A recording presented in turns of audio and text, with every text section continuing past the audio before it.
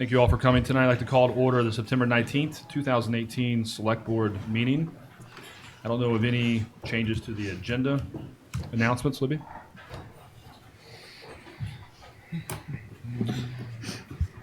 We have a special town meeting, actually two special town meetings, scheduled for Wednesday, October 10th. Special town meeting 1 starts at 6. Special town meeting 2 is scheduled to start at 7. There's a special voter registration deadline, which is Friday, September 28th, up to 8 p.m. That's at the town clerk's office at the town building. We have some associations, local associations, requesting a proclamation for Frederick Douglass Day, which is September 22nd, 2018. The Athenaeum, NHA, Museum of African American History, and the Department of Culture and Tourism. And I think, are you going to read the proclamation, Janet, or say something? Yeah. Oh, okay. Does any of you want to We want to hear Jason read it. say something about it? I'd be happy to do it for you, Janet. It's up to you. Okay.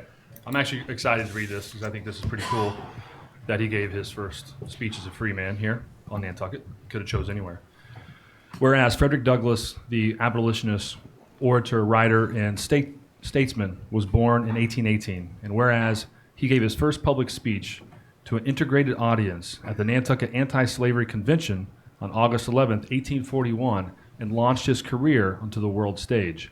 And whereas he utilized his fame to help further the work of an anti-slavery movement and to promote equality for all. And whereas he visited Nantucket 5 times during his career, speaking at the Athenaeum in the African American Meeting House. Whereas the Nantucket Athenaeum, the Nantucket Historical Association, the Museum of African American History, and the Office of Culture and Tourism have collaborated to develop a series of programs and lectures to commemorate Douglass's visits to Nantucket.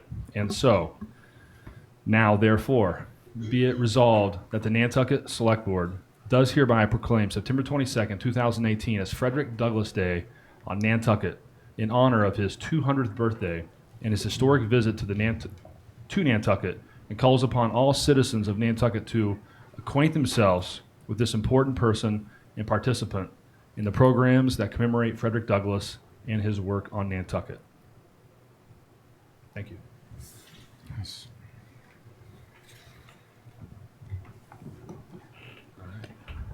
We have a special presentation, but not sure where our special presenters are. Are they here? No, not here. I don't see them yet. No. Do you want to move on, and can we go back Yes. to the announcements when they get Yes, here? let's do that. Okay. All right, so let me move on to public comment. Any other announcements, Libby? No. Okay, if there's any public comment that's not on the agenda, please state your name. Sure. Megan Perry. And I believe you guys all received an email I sent out to you yesterday. It was a letter to Natural Heritage. I just wanted to give you a follow-up to that letter. That letter went to the chair. It also went to the ZBA chair, went to Natural Heritage, went to a bunch of people. It was in the ZBA packet for their meeting on the 28th. I just want to give you a quick update. Some studies I found on it. This one in particular is, well, they're all from Nantucket, on the northern long-eared bat, which is endangered and found here. This is 21 pages, so I only printed off 1 copy. The rest are a little bit shorter, so I printed off 6 copies for you guys.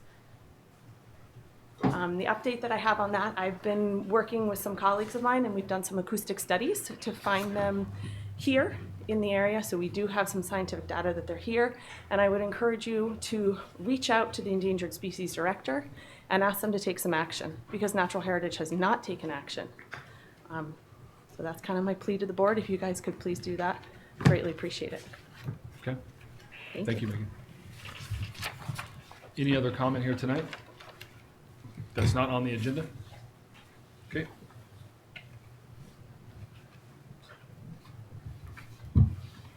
Seeing none. No new business that I know of. Is there a motion to approve the payroll warrants and treasury warrants as stated on the agenda? So moved. Second. Second. All those in favor? Aye. Aye. All right. Pending contracts, any questions or comments, Libby? Or motion? Motion to approve. Second. All those in favor? Aye. Moving on to citizen department requests. the Nantucket Preservation Trust request for preliminary review of preservation restriction to be held by the Nantucket Preservation Trust for Frederick Mitchell Walter Barnaky House located at 69 Main Street. Libby, we talked about, do you want to give just a brief, I have questions for you. Why does this come to the select board? So the select board must approve conservation and preservation restrictions in order for them to, it's one step, one of the first steps in the process to get a restriction on your property of conservation or preservation implemented.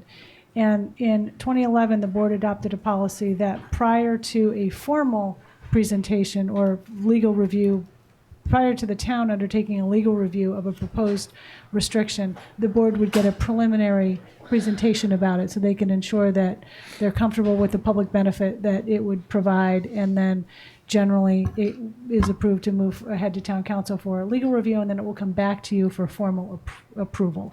So that is what this is, and I think there are individuals from the requesting group, Nantucket Preservation Trust, to give you a little overview about. Michael, do you want to?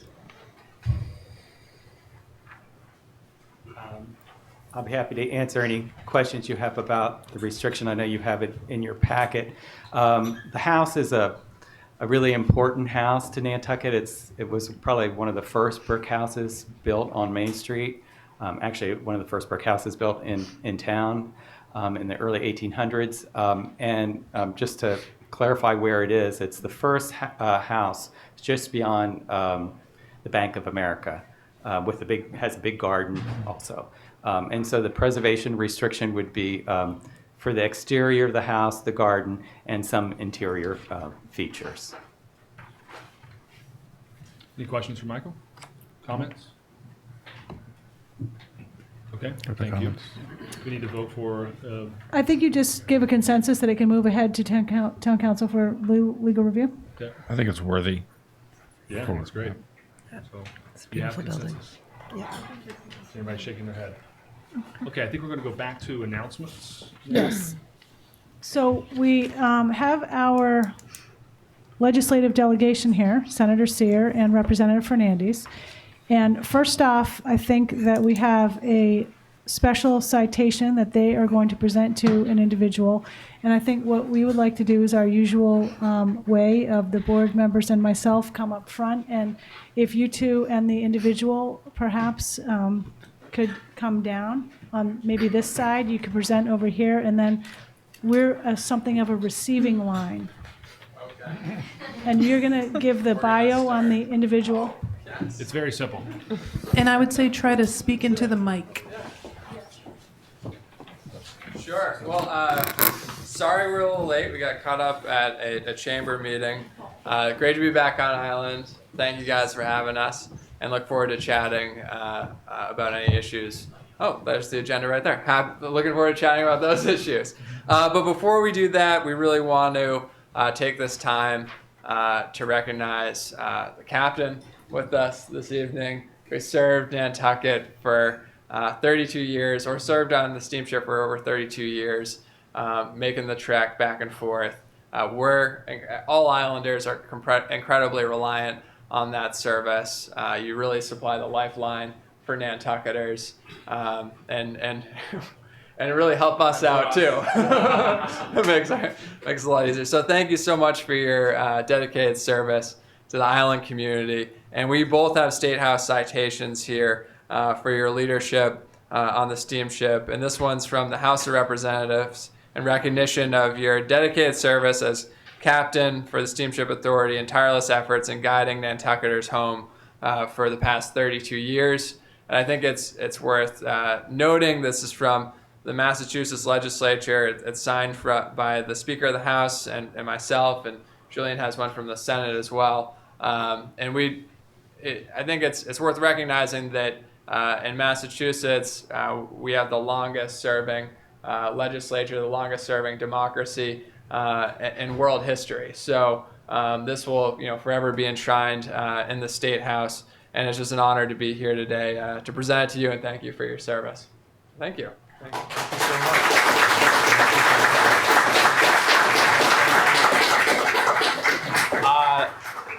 it's just great to be able to recognize people who the unsung people who make a real difference in this community. And Dylan stole my usual line about the Massachusetts legislature being the oldest continually serving legislative body in the world. But these citations actually go into that record. So you were already part of history, but now you're enshrined in history on Beacon Hill for as long as we have a Commonwealth of Massachusetts. So Captain, just congratulations and thank you, and wishing you an exciting and restful retirement. Well, thank you so much. It's quite an honor.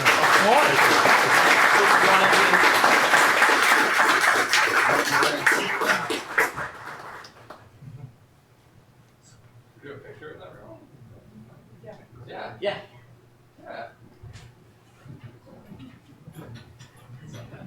Come in. Captain, come here. Go in the front. Go right there. Middle. I'll go there. Dylan, you go here, and I'll come here. Show off the hardware. Yeah, you got to.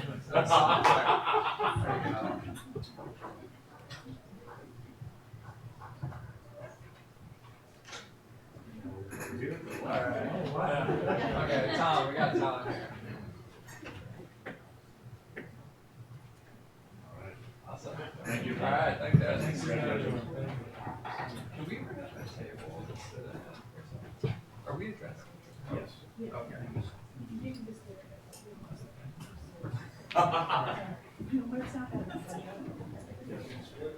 No,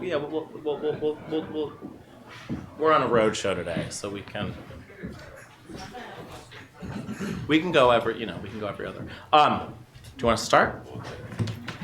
Sorry, Mr. Chairman.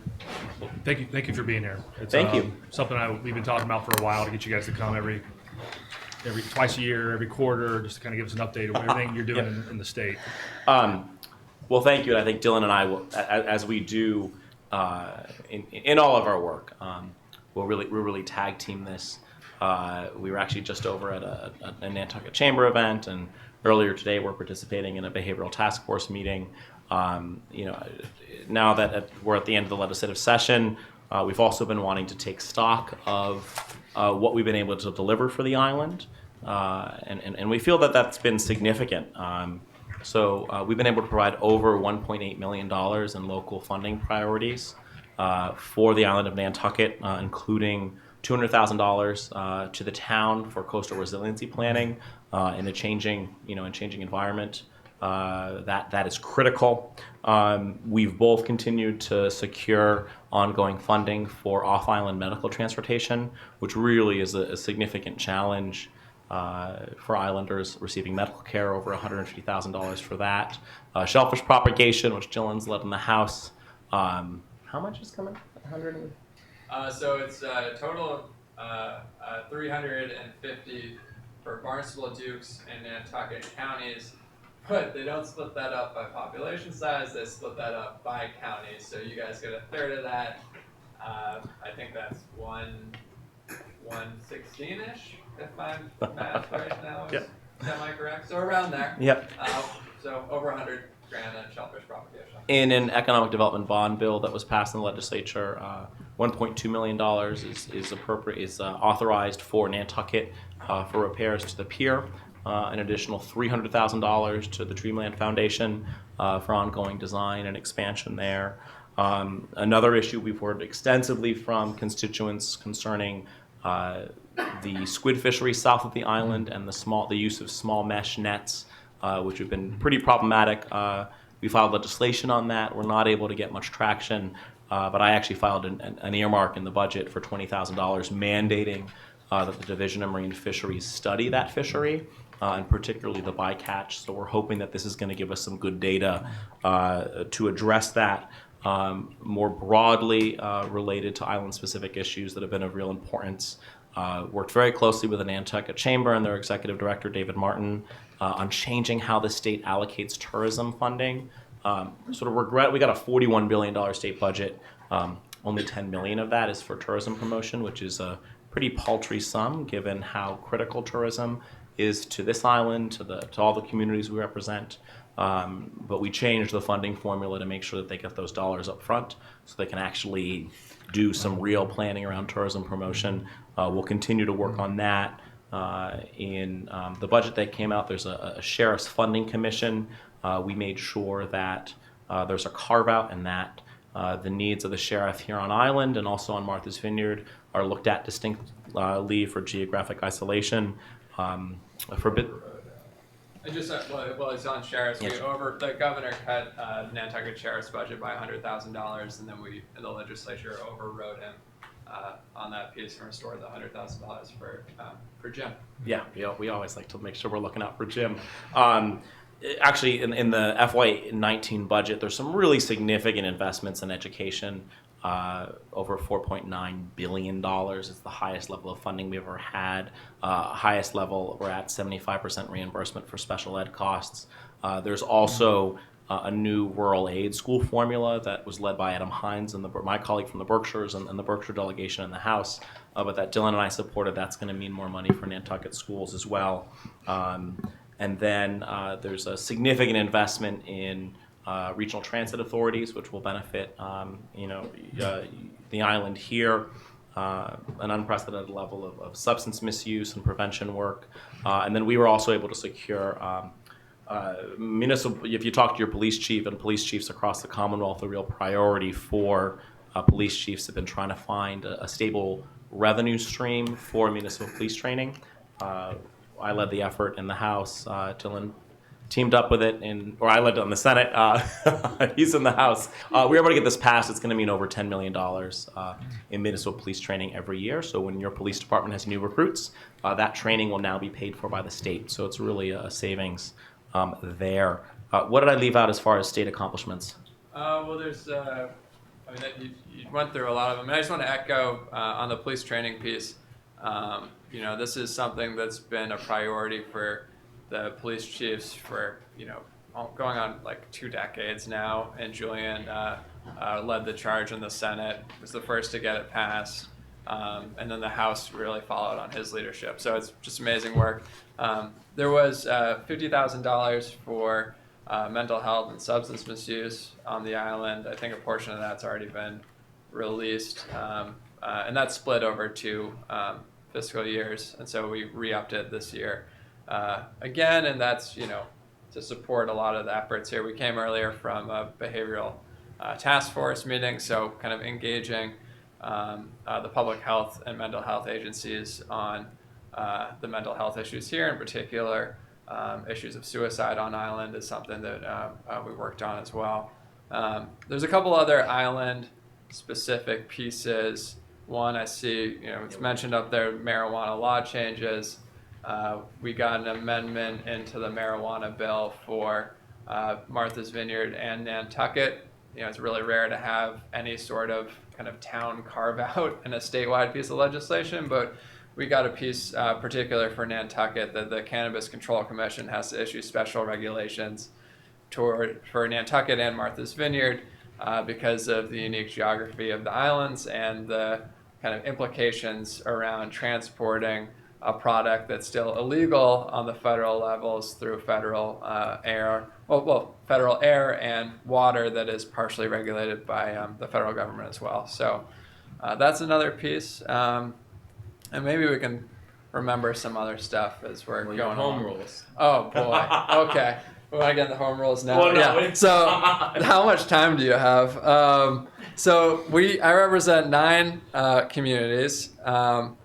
And we and in those 9 communities, we have I think 14, maybe 13 home rules, and 9 of them are from Nantucket. So It's different here. yeah. It is so special. I will say, Cuddy Hunk hasn't filed a home rule. I'm just saying. No, we're just joking. So a quick update on that. Of the 9, 5 have already passed the House. 4 have already been signed into law. So you have the 4 kind of land transfer pieces. Those were signed into law. 1 we actually changed. So on the last night of the legislative session, We got a call. We had already passed one of them through the House. We got a call. I got a call from the governor's office saying they needed to change it. And even though we already passed it through the House, then we had to file it again and get it passed within the last 30 minutes remaining for the end of the session. So that was fun. And so those 4 pieces are all through and signed into law. We have the piece on the mosquito regulation change. That already passed the House. Julian's going to get it passed through the Senate. Shouldn't be an issue. Ticking through the other ones, there's the water merger piece. That has been sitting in third reading for a very long time now. And we haven't moved on it because we got word from folks on island that they don't want to move on it. So we've just held it in third reading, and we still haven't gotten further guidance on whether they want to move it or not. So we're just holding it. So that's not going anywhere because you guys don't want it to go anywhere. Then there's the housing covenant piece. That is, of the 9 home rules that we filed that you guys sent up, that's the only one that did not make it out of committee. That got sent to a study order, essentially killing it. And which one was that? Just so So people that is the understand. housing. That is the housing covenant one. The one for being able to basically transfer to a family member, right? That's something I met with the chairman of housing on that. We actually brought up Ann Kutzpa to meet with the chairman of housing as well. We're going to send a letter this week. It might have actually already gone out to the chairman to try and get it released from the committee. So it's not to say that it's totally dead, but generally when bills are sent to study, it's hard to get them released out. The chairman, although when we met with him, was actually fairly supportive of it. They're a little nervous about it possibly being precedent setting, and so that I think is the reason why it's there. But we'll work in the next kind of month to get a real answer on why it's being held up, and then we can work together either in the coming months or next session on it, because I know it's a priority. But 1 out of 9 is actually pretty good. So. To tick through the other ones, there's the transfer fee, right, for the housing bank. This is something that our office has spent more time on this piece of legislation than any other piece of legislation that we filed, and there's around 20 pieces. This piece is in third reading at the moment. It's been in third reading for a while now, and just for folks, so we've gotten third reading is the last committee before it passes the House. So we got it through 2 other committees really early on. It's sitting in the final committee before it passes. We've had a group of Nantucketers up to the State House to meet with the chairman of third reading, Ted Spiliotis. He's actually said to us that he supports the legislation. And so then but then he couldn't move it because he's getting direction from the speaker on this. And so then we had a group up to meet with the Speaker of the House, Robert DeLeo, on the measure, and that was a productive conversation about, and both times it was a great showing from Nantucket. About 6 members from the community both times came up and sat in a room and really were amazing advocates for the island and specifically this bill. I've then had a follow-up meeting with the Speaker on this. So we'll see what happens. I don't have a good answer on whether it's going to pass or not, but I will say that we have gone to bat on this thing. We've gone to the mat, and it's if it doesn't pass this year, I think we really need to revisit it because we've engaged every stakeholder that there is. Folks from prominent islanders have weighed in. We've sent several letters from folks on island. We've engaged the Island Realtors Association on this. We've had several meetings with House leadership on this. This is something we've really pushed on. And the reason that it hasn't gone anywhere is because with any kind of home rule petition, what holds them up generally is 1, if they're setting a new precedent in the state. And this actually does do that. But 2, what's really holding it up, and the other thing that holds up home rule petitions is if there is opposition, because usually it's just one town. A home rule petition is one town, right? And so usually it's non-controversial bills. This bill is very much opposed by the Massachusetts Association of Realtors. It's even on their literature that they hand out. Their statewide literature has a little section of opposing this home rule on Nantucket on it. And so that is the holdup. What I plan to continue to push for it, and we have a couple other pieces, a couple other ways to advocate for this that we haven't exhausted yet that we're going to do in the next couple months. And if this doesn't go through this session, I plan on filing a statewide piece of legislation for a very similar actually to your land bank transfer fee, but for a housing bank. And I plan on filing a statewide local option, and I'm going to go to them and say, look, if you guys don't let Nantucket do this, I'm going to engage all my colleagues on a statewide piece of legislation on this, and hopefully and hopefully that threat will. Dylan, what's the time frame on the current bill? Like in 2 months, if nothing moves, then we move on. So it's this session, right? So it's by January 1st. Okay. Yep. So And so a lot of home rules, right now is when home rules pass, because right now it's the one time of year where all the kind of non-contentious legislation goes through, because in informal session you only need one legislator to object, and so they usually save a lot of the home rule petitions. Some pass during the year, but a lot are saved towards the end when you can kind of hammer these out, and you don't need a vote of the legislative body. You do need a 2/3 for all of the transfer fees. You do need to pass those in a formal session because that requires a 2/3 vote of the legislature, and those have all passed. Is there anything that we could be doing better or differently, from whether it's elected officials, public, community? Yeah. So on the transfer fee, no. I mean, Nantucket's been terrific. I mean, and folks have dedicated days of their lives to advocating for this.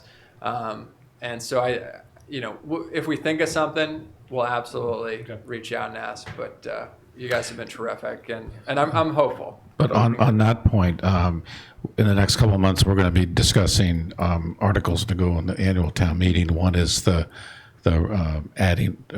adding back home rule petitions, and we may want, especially if you're thinking about another approach, or maybe we need to think about another approach, we should really have a conversation about whether we want to include that in the annual town meeting next year. Yeah.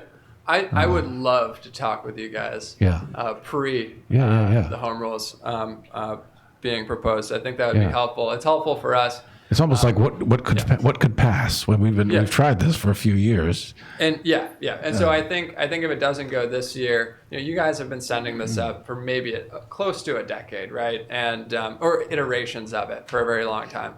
And so this year. And I know my predecessor, Tim Madden, worked really hard on this piece. And we, I think, really pushed for it this over the past 2 years. And if it doesn't make it through, I think we should at least convene and talk about it and talk about what folks want to do.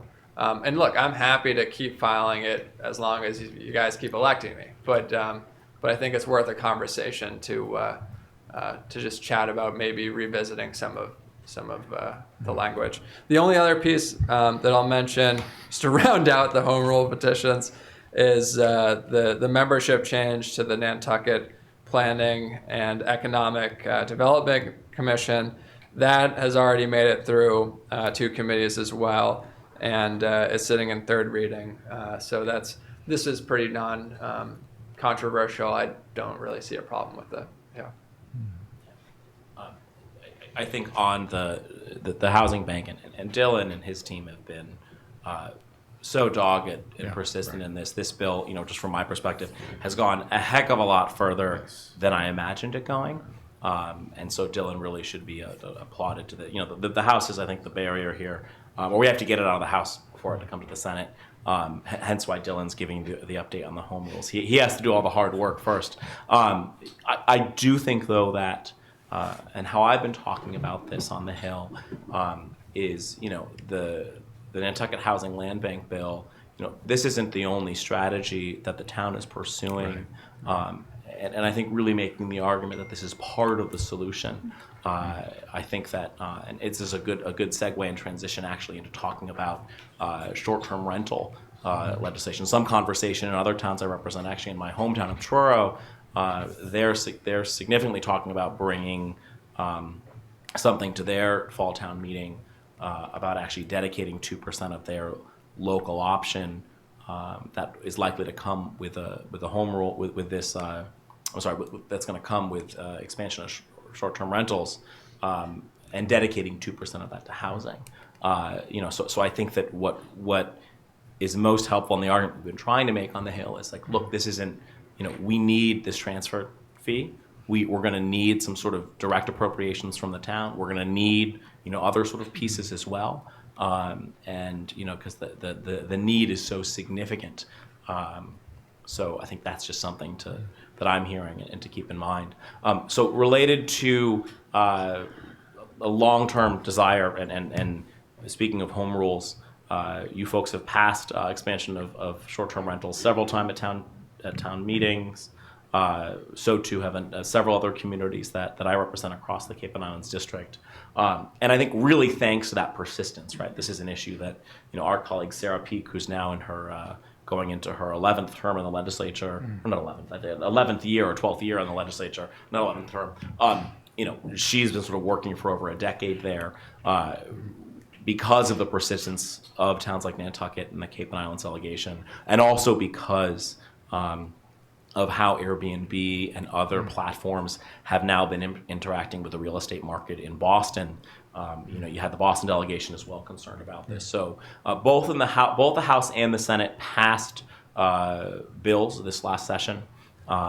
Usually the Senate is sort of more granular and regulatory. It was the House actually this time that was kind of had more requirements. The Senate was a little less full of regulatory requirements. There was a conference committee. A conference report came out at the end of the session, and both chambers passed and voted on and passed the conference report of a final bill and sent it to the governor's desk.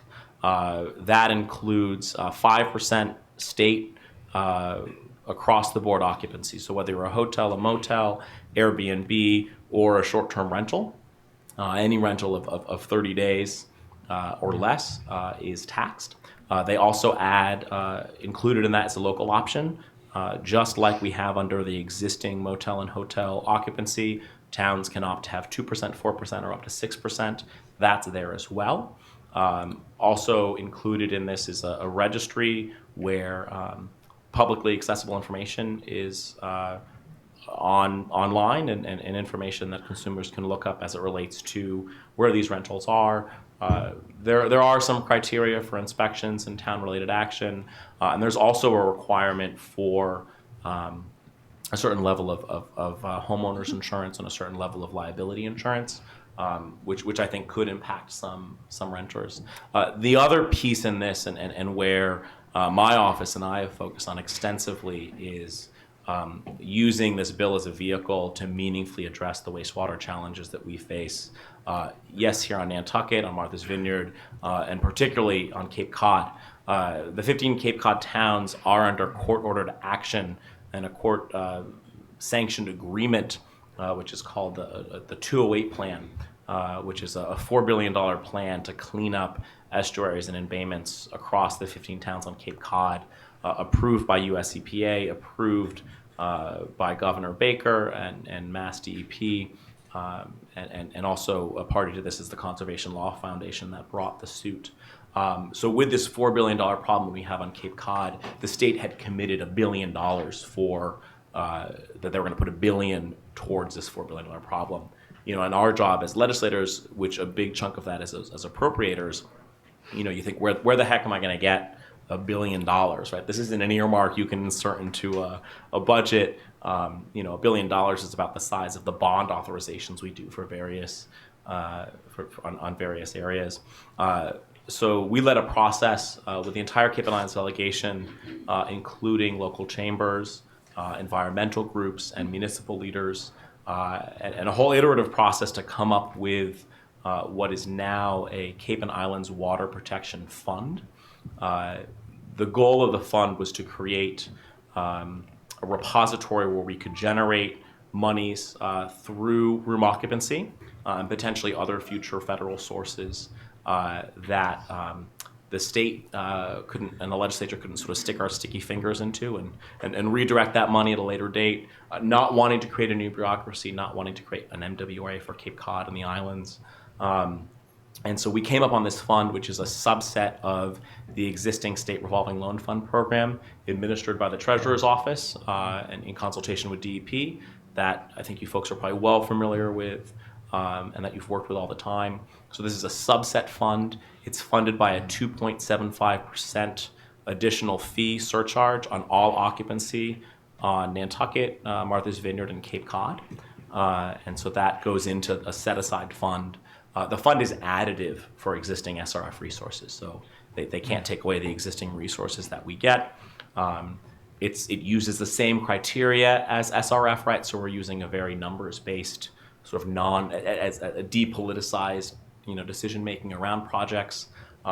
Yes, it funds traditional pipes and pumps, but it also funds alternative methods. It also provides resources, and it could fund Title V upgrades. If it relates to cleaning up estuaries and embayments, you can receive funding for it. Also, it enables that you can use the resources to pay down existing debt. So Nantucket, as well as Provincetown, Chatham, Falmouth, and Barnstable, Oak Bluffs, Edgartown, and Tisbury have already put existing resources into some sort of sewering. They can refinance the debt through this. Both Dylan and I fought very hard to make sure that Nantucket and also the 6 island towns in Martha's Vineyard had a chance to come in to the fund. One being that you folks face very similar challenges as the Cape does. You're not under court action, and I think we both really worried that we'd get a fix for Cape Cod, and then a few years down the road at a subsequent select board meeting, whether we were in these positions or whoever succeeds us, you'd be asking, hey, can we get into this? So wanting to make sure that Nantucket has an option to come in. Also, the more money you put into the fund, the bigger the pot, the more you can finance, and it benefits everyone. And so this has been, supported and passed in both chambers. It has the support of the Baker-Polito administration as well. So currently, the bill, as I said, so this is part of the broader Airbnb bill. This was a subset of it. Sent to the governor's desk. The governor sent back several, what I would consider relatively friendly amendments to the bill. One provides an exemption for 14 days. If you rent 14 days or less, you're not subject to the tax. Another tweaks and changes how the registry works. There's some concerns with it, but broadly keeps the spirit of the bill. Personally, I don't have a problem with these amendments. I actually supported some of these amendments when we were actually debating the bill. But the House lead, Aaron Michaelowicz, who represents the North End, does have some challenges and problems with it. So unclear what's going to happen. We could, if we accept the governor's amendments, then we'd send the bill back to his desk and he would sign it into law. If we would reject them, the bill essentially dies. There was an editorial last week in the Boston Globe really saying pass this Airbnb bill. I'm sort of uncertain of where, from a Senate perspective, we don't have a problem with these amendments. Sort of uncertain what's going to happen, specifically with, but whether or not this passes this session or is something that when we come back and reconvene in January, and is passed either through, likely probably as part of the FY20 budget. This is something that's going to happen. We already have a framework for what the agreement is. And the really good news on that Cape and Islands Water Protection Fund is everyone thinks that's a really good idea. There's a lot of broad support.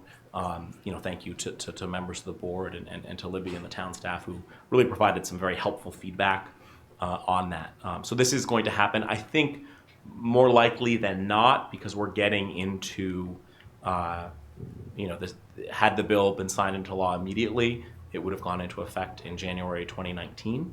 I think increasingly, as we get closer to that date, it's there's some questions around, when that's phased in.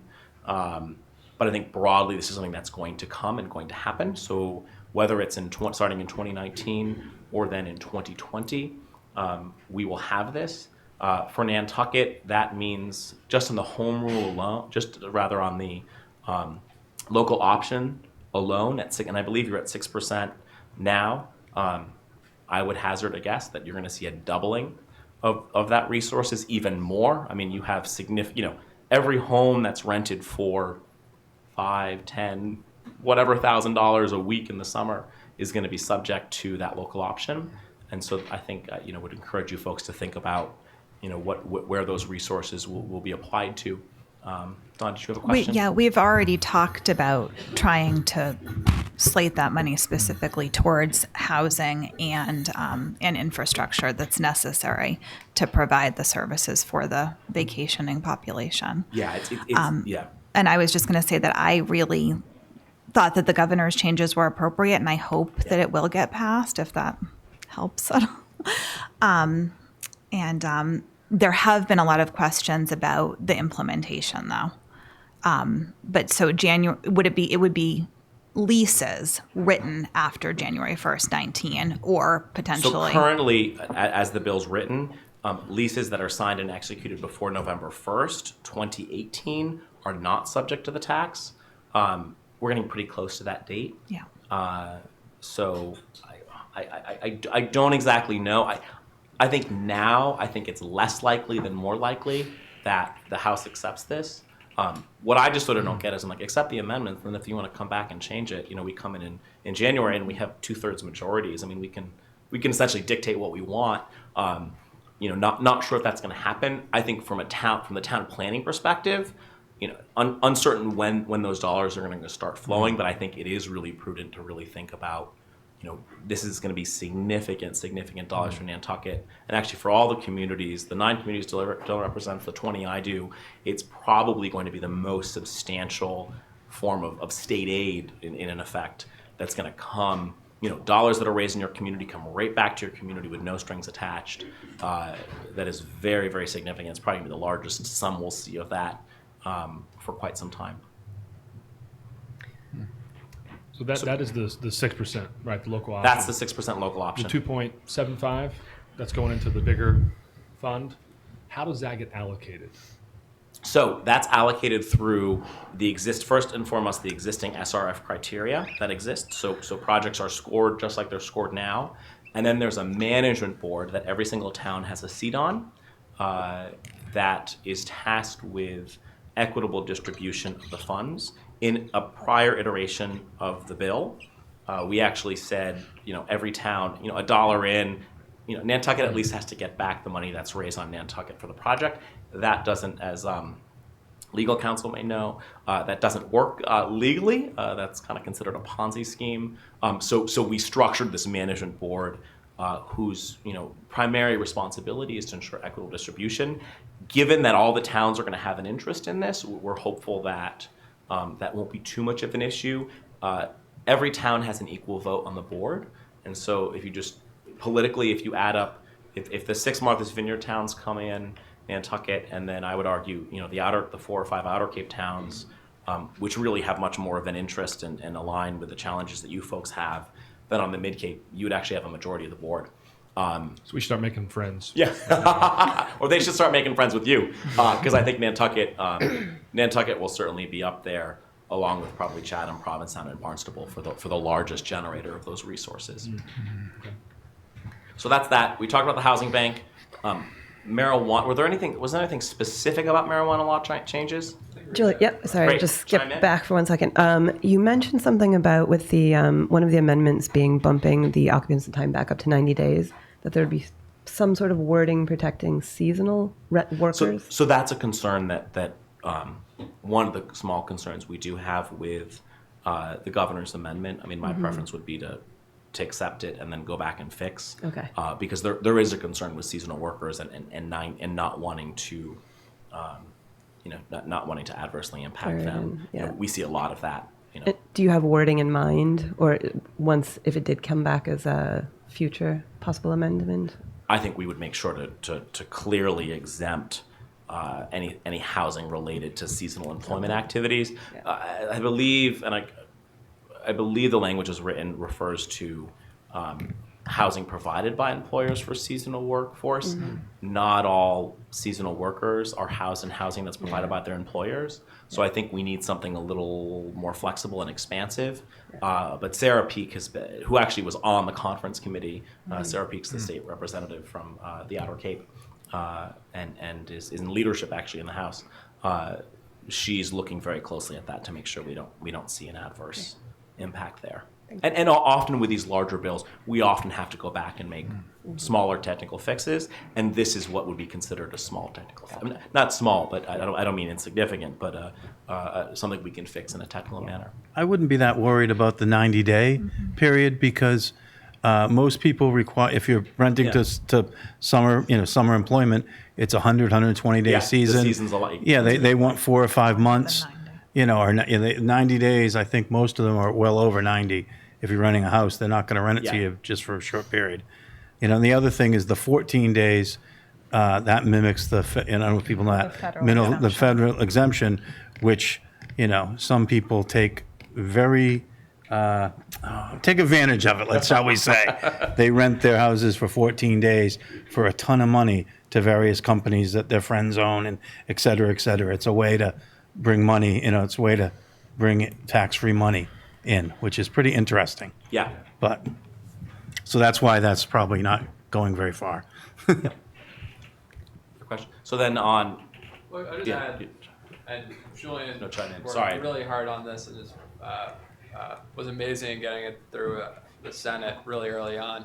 But the only other piece, and it was mentioned about the allocation of the 6%, Don, you talked about housing, and that I think if this transfer fee does not go through, that I think we can revisit about creating a pot for that through this if and when, and it will go through eventually. We just don't know the timing on that, and so we'll just keep an eye on it and it'd be great to stay in touch in a pre-town meeting and your guys' schedule for home rules. And you said we could propose 2, 4, or 6 as a local, because you there are- are some concerns and with the you already tax getting have- too large. you already have 6%, and the law is written in a way that the existing local option you have just extends to short-term rentals. So there's no vote that you don't have. There's no vote at town meeting. I actually don't think the law will allow you to have a bifurcated rate. It's an equitable rate. So if you wanted to lower that rate, some towns may consider, they're at 6% now. They're going to lower it to 4% because they're going to get so much more money Across the board. I think given the need that you folks have to create multiple streams for housing, I think the fact that the board is considering allocating some of this new money that comes in, or a certain percentage of that, is really prudent. And I would argue too that that you folks need that in addition to this transfer fee, in addition to maybe some direct appropriations akin to how Provincetown is funded their housing bank, right? That the need is so significant, you need you likely need multiple streams to really prop up something as big and significant as I think you're hoping to do. So when this passes, it be an automatic 13.75. Yep. Okay, I just wanted to, I don't think people So- are necessarily clear on that. Sorry, so they wouldn't. Including the they wouldn't- 2.75. No, it wouldn't automatically be. Sorry, it'd be an automatic 11, and then you would opt in on the 2.75. The Okay. islands. So the islands, Nantucket, and the 7 towns in Dukes County opt into the 2.75. For Barnstable County and the 15 or so towns there, they don't opt in. They actually have to opt out. Okay. But how it's And by town meeting vote, we No, opt in? no, Or by- we decide? by your legislative, you by the select board can opt Okay. in, and it's actually just the opt-in criteria is to working with DEP to establish what's called a suitable equivalent plan to a 208 plan. essentially the existing clean water plan that you're working on with DEP is going to qualify for that. I think if there's a so we actually were planning to actually bring DEP to the island to begin working on this right away because we don't have a bill. They're sort of in waiting. It's designed, that 208 criteria is frankly designed to make the fund protective from sort of off Cape Cod and island interests wanting to get in. But the barrier for you folks to enter should be very low. If you don't want to be in it, then you just don't work with DEP. But that's something that's handled at the town level, does not need to go before town meeting. So I think, did you folks have other questions on marijuana? Because we did housing bank, we did Plastic bag. plastic bags, the Senate passed a ban. Plastic bans. Plastic bans. The Senate passed a plastic bag ban. The House wouldn't accept it, and you guys can pass all the local home rules you want on that through local health authority. Yeah, please do. Please do. So, I'm very supportive of plastic bag bans. Co-sponsor of the bill, and I just think it's really unfortunate the House didn't allow that to go through. But not plastic bags. In the United States, there are 4 towns that have banned single-use plastic water bottles, and all 4 of them are in Massachusetts. And you don't need to go through the legislature to do that. So just plastic, it didn't say bag, but just plastic bans in general. The town, we're actually working with the town of Chilmark right now. They're interested in banning single-use plastic water bottles and also single-use plastic sodas, because if you just ban water, then will people drink soda? You don't want to really encourage that. So so that's something they're actually looking into, and that's something that you guys can do on your own if you want to, is ban single-use plastic water bottles. And if you're interested in that, I'm happy to ask some folks from Concord. Was the first town to do it in America. I think that would be good. If they're interested in coming over. It can be a challenge in some areas, banning single-use plastic water bottles. There's some towns on the Cape that you can't actually drink the tap water. Or you have to get it filtered. Nantucket, you guys can just drink your own tap water. And look, we're an island community. We're an ocean community, and we've seen how single-use plastics have really destroyed our oceans and the kind of microplastics that are now in all the seafood that we eat and the like. And you guys understand sustainability better than almost any other community in this Commonwealth. So I think it's something worth looking into. Question, does that mean the Stop and Shop and Cumberland Farms can't sell them as well? Yes. Because we've been advised that we couldn't do that You previously. can do that. Okay. You can ban any municipality can ban single-use plastic The selling of it. bottles. Right. Period. What? So Concord. So if you go to Concord, they have the cartons of the kind of milk carton water bottles.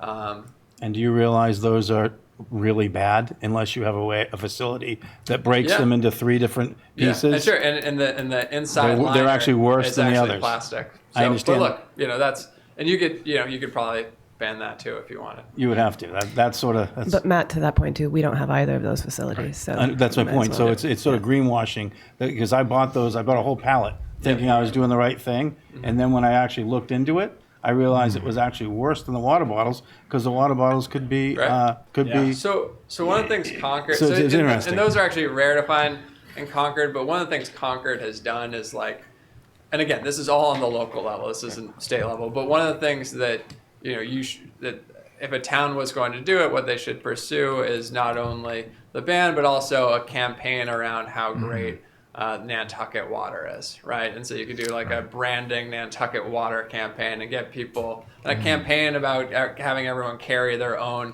portable water bottles. And then in Concord, every restaurant and every business allows people to come in and just use their tap water. to fill up. So I think you'd want to couple that. If you were to do it, you'd want to couple that with a campaign like that. But again, something you guys have the power to do if you're interested in it. And then what I'm talking about. This is where in January last year, at our request, the Department of Public Health came to the island and met with islanders on a number of issues. The suicide contagion we have ongoing here, off-island medical transportation, which we made some progress on. Also looking at our island home. It was actually, the department actually suggested that they could provide a letter with guidance to the town as far as what sort of options you may or may not have, particularly as it relates to renovating the existing facility and how that would interact with existing DPH nursing, skilled nursing facility regulations. So this was their suggestion. We've been persistently pinging them on this. I probably have one of the best relationships with the Department of Public Health of any legislator, given that I used to work there, so I know quite a bit about the agency. And I'm frustrated that they haven't given us a response. My staff actually was just corresponding with DPH the other day about this. So I think given that this was their suggestion, given that this is with the closing of the Taunton skilled nursing facility, which is owned by the town, this is going to be the last municipally owned nursing home in the Commonwealth. Really hope that DPH can give us some answers on this. Skilled nursing beds as a whole, we actually have a skilled nursing facility that just announced that it's closing in Brewster. So even on mainland Cape Cod, we continue to see a contraction of skilled nursing facilities. A lot of that relates to the relatively low reimbursement rate they receive. Most of these facilities and most of these patients are funded through Mass Health. And there's about an $80 a day gap in what they get from the state and what their costs are.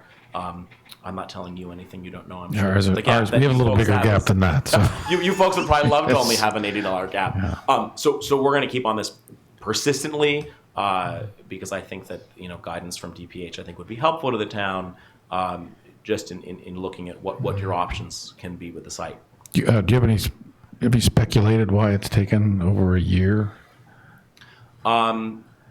It hasn't taken over a year. We've been asking for over a year. Oh, but so since you, no, I know, I'm not saying you, but I mean we've been asking for. So since I asked, I'm not entirely sure. One might be wanting to. One is just staff time that they're always sort of. This is a $1 billion agency with 10 units and 100 programs, and there's a lot going on.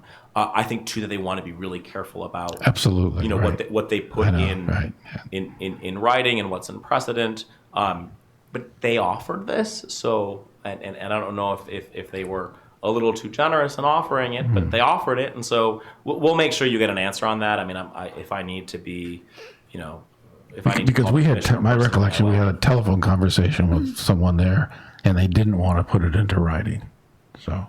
Again, that was, and then us politicians got involved, and they said they would. But I think my goal is to make sure that you folks get a response before the new year. And honestly, I've been very dismayed and surprised that it's taken so long because usually they're pretty responsive to us. So I think did we cover the marijuana question you folks have? Did we get that?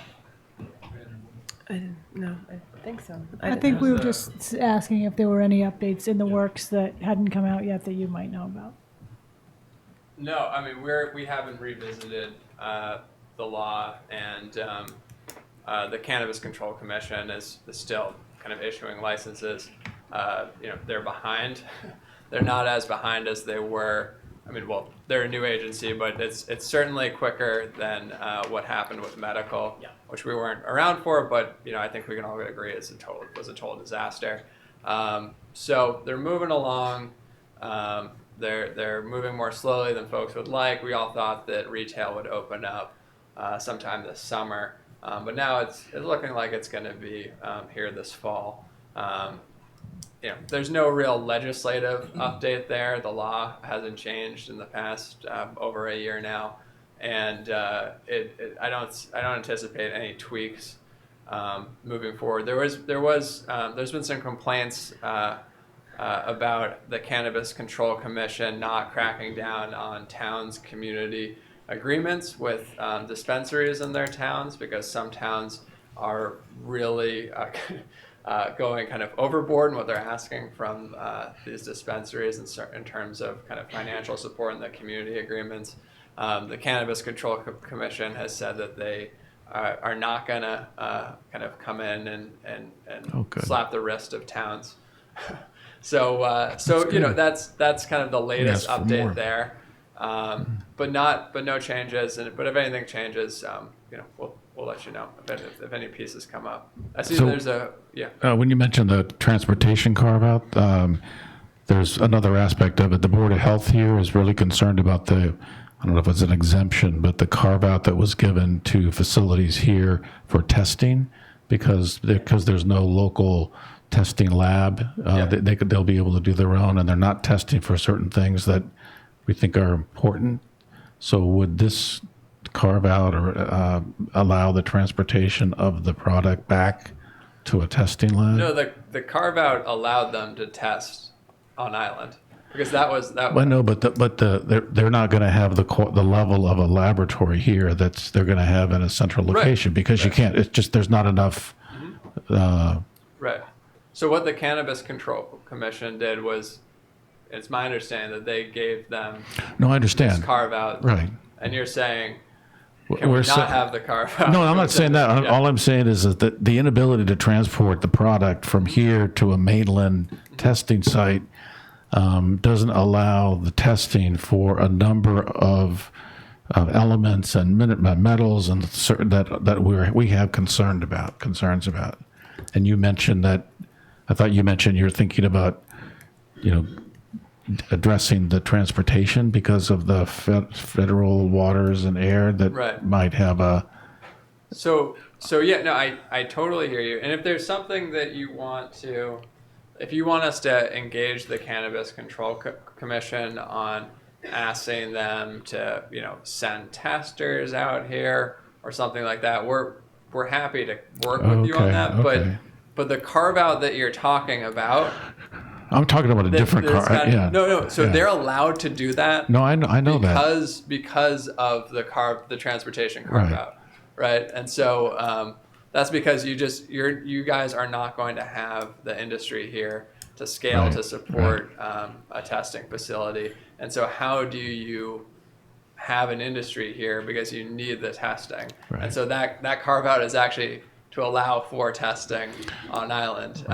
But we're happy to work with you guys to engage the CCC on kind of, if we can advocate for them to send over testers from off island here or something like that. Frankly, we're happy to reach out to them and ask about that if that's something you guys are interested in. So we have a Board of Health meeting tomorrow, so I'll bring it up for discussion. I have one quick question I know the medical marijuana, I think licenses are being transferred, ownership and oversight from DPH to the Cannabis Control Commission. And are we sure that nothing is going to change from the CCC on medical marijuana? Or is it just a quick transfer and they're going My understanding is it's been transferred. Okay. The staff have been transferred. The program's been transferred. and there's no changes coming from No, that? not sort of significantly. This is creating a whole new regulated industry in the Commonwealth. I actually used to work. I worked briefly on the medical marijuana piece when I was in public health. It's remarkably complicated. And I think that I've actually been really, the Cannabis Control Commission I think has done a lot more than I even expected they could do in the really short time frame we gave them. But I think as specific issues, and also now you're at a point where if you do have facilities both on the medical side and on the recreational side need to have host agreements with the town. If there's any technical assistance we can provide, the town, there's both a planning role there on the host agreement and also sort of the local health piece. We're glad to assist and sort of route their attention to those issues as they come up. They have been very attentive. I think they actually came here. They've been to Martha's Vineyard. Several of the commissioners, two of the commissioners actually were former colleagues of mine, one at DPH, one in the Senate. So if there's anything sort of specific as hiccups come up, let us know. It's going to continue to be it's quite an implementation. I think what we both felt very strongly on it and worked very early to do. This was one of the first bills passed in the session in June 2017. Was to make sure that the will of the voters on Nantucket and also on Martha's Vineyard, these are communities that voted in favor of recreational marijuana. I think only Cambridge and then, in my neck of the woods, Provincetown voted at higher percentages in favor of this. So we're just trying to make sure the will of the voters are respected. Thanks. I think that on the other piece, I think we'll just add, I think both of us have heard significantly of concerns from constituents in recent months as it relates to ongoing 40B projects on the island, and specifically as it relates to the Surfside project. Because the project is sort of en route, that's between the town and between the developers, and no sort of state action or legislation can impact that. Because it is in process. Where we've been focused, and we've actually been focused on this before we heard concerns specifically on this project from Islanders, is really challenging the state to look at how we're counting what's considered as capital A affordable housing on Nantucket, also on vineyard towns and on the Outer Cape. The current way the state indexes affordable housing, the SHI index, doesn't take into account, for instance, covenant housing, doesn't take into account other workforce-related housing that's been looked at. We're working to ask the Department of DHCD, Department of Housing and Community Development, to do a study on this. If asking doesn't get us results, we'll work to file legislation to mandate it. But broadly, I think when you look at both capital A affordable housing and then the broader need that you have here, and getting and around the index that the state provides and around that 10% is certainly something that our office has actually been working on. A housing production and zoning reform bill was talked about quite a bit in the legislature, also by the governor. Nothing materialized this session, but I expect that we will take up a pretty, whether it's several of smaller bills or a significant omnibus bill, both related to zoning reform and housing production. This is long overdue. I think we're going to have an eye, and my office has already actually worked on a series of proposals as it relates to housing and zoning needs that we have in our more seasonal communities that really have this, those of us that really struggle with this out-of-whack real estate market that doesn't meet the needs of working families, that doesn't meet the needs of older adults. And so we're looking at everything from tiny homes, that SHI index we looked at, any ideas and thoughts that you folks have, please send it our way. This is the time of year when we are in informal session, when my staff has the time to, and Dylan's staff has the time to really sink our teeth into some policy solutions. But I really want to be prepared going in, and I think I intend in January when we reconvene to file legislation or a suite of legislation addressing housing concerns and challenges and a whole host of everything from technical fixes to bigger pieces that relate to the needs that we have in our communities. If you look at the governor's housing choices bill, it left out most rural and smaller communities, including Nantucket, including a number of other communities on the Cape. So we've been really focused on these issues and will continue to be. But I just wanted to raise that because I know that we've heard a lot. I'm sure you've heard a lot, and there's very legitimate concerns about the existing project. But that is that is in process, and I know you folks are working on that. It would be really meaningful to us if we could get some kind of credit towards our SHI numbers for anything that's affordable in perpetuity up to the 150, because we've made some significant progress in that area here. Also, for the workforce housing that we have initiated under our local zoning, to be able to get credit for that faster, because that's actually, that's really been a hindrance to us to not have credit for the 6FG project or for the Richmond project. Yeah. Would it be helpful? Do you want us to ask to bring DHCD here to look at these issues, or do you think that they, because I know the town has had communications with them for quite some time and before our tenure, what do you think's if there's anything you think that would be effective in It's always helping good to us get bring their people attention? here to see it. And Crystal is been here She has a been. fair amount. I mean, at least once, maybe twice in the time I've been here. she's- I know she's yeah. moved to mass housing. But yeah, so we could engage We should them ask and bring them Undersecretary out. Chan to come. Yeah. Yeah, I've, 'Cause, yeah. yeah, I've shared with both of you guys a similar idea. I think Nantucket, we've solved it. A lot of businesses have solved it. There's a lot more town, employee housing through businesses here than there is almost anywhere else. And I think even if we got credit like 1/4% or 0.5% toward the Shy, I think it would be helpful for the island. And I think it wouldn't really set a precedent because there's not a lot of other places that have done it at the level we have. And I've got Nantucket's the model. I've got a 50 employees, 45 employees. I house 30 of them, and I wouldn't be in business without it. And that's more the norm than not out here now. And so I just think that should be given some consideration. Absolutely. People here are spending thousands and hundreds of thousands of dollars to do the right thing. So And Nantucket is a model in the entire state when it comes to creative housing options, and a lot of other communities look to Nantucket, what Nantucket's done. And I have colleagues in the legislature that come up to me in session and ask me about certain Nantucket initiatives. And it's actually down, Somerville actually filed the housing back legislation that you guys have been sending up for years. Because they've looked at a whole host of things that you guys have done here. So I think you all should be commended for the work that you do here, being a model to the state, and couldn't agree more on the shy list changes. NOAA fisheries, hui, okay. This is all you. Yeah, well, so I see this note at the bottom. So just as a little background on this, NOAA Fisheries is stationed in Woods Hole. It's about 275 employees there. It's one of the largest employers on the Cape and Islands. They're going through this business analysis about moving facilities. They have these really old facilities, actually gotten covered by the Globe a couple of times. These really ancient facilities. They need to move.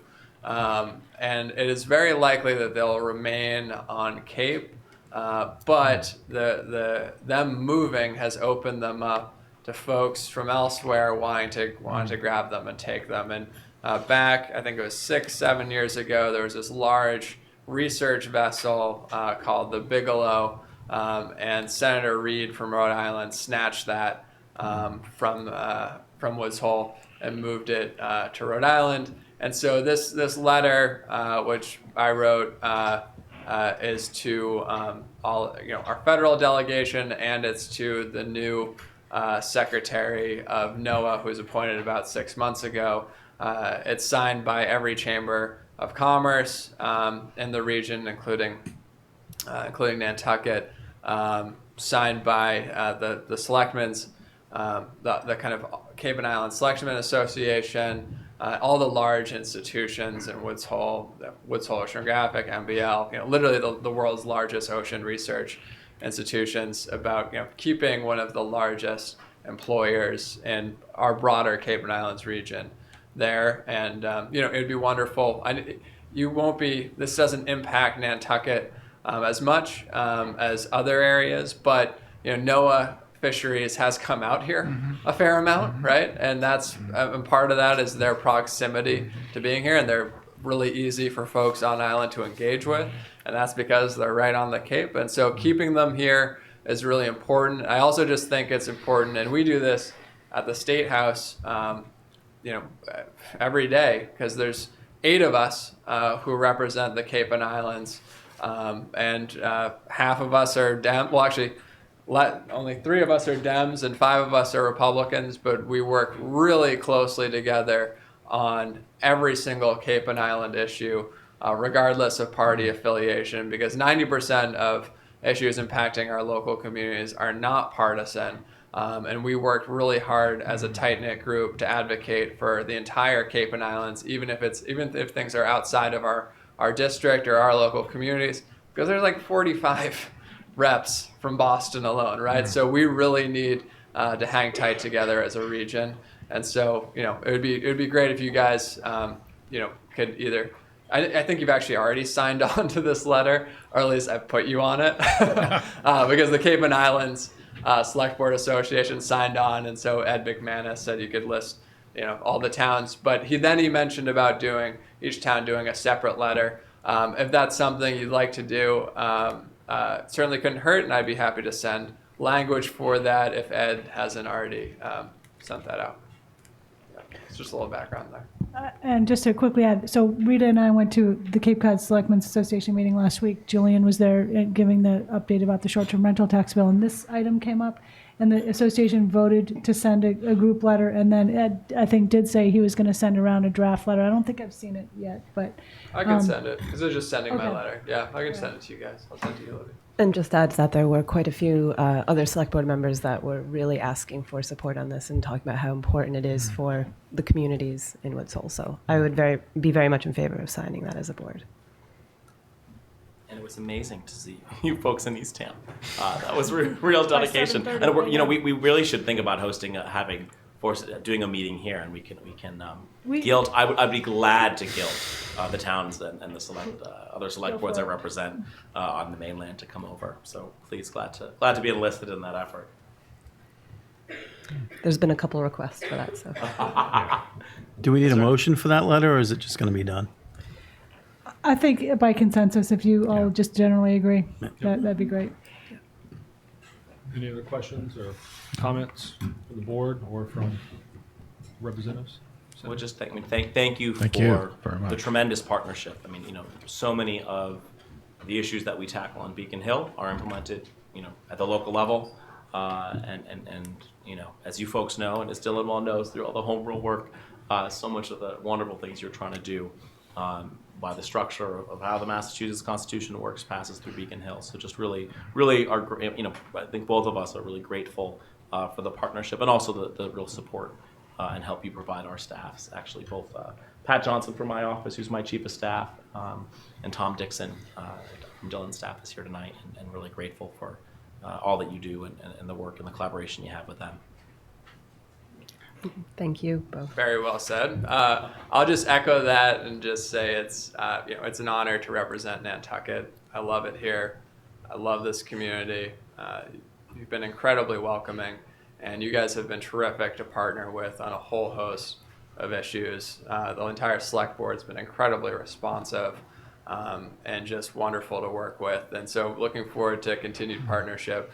And our office, we're here very often. We're here several times a month. We're always free to meet, free to connect. Just thank you for having us tonight, and it's wonderful you. serving with you. Thank you. Thanks for coming. Thank you. Thank you.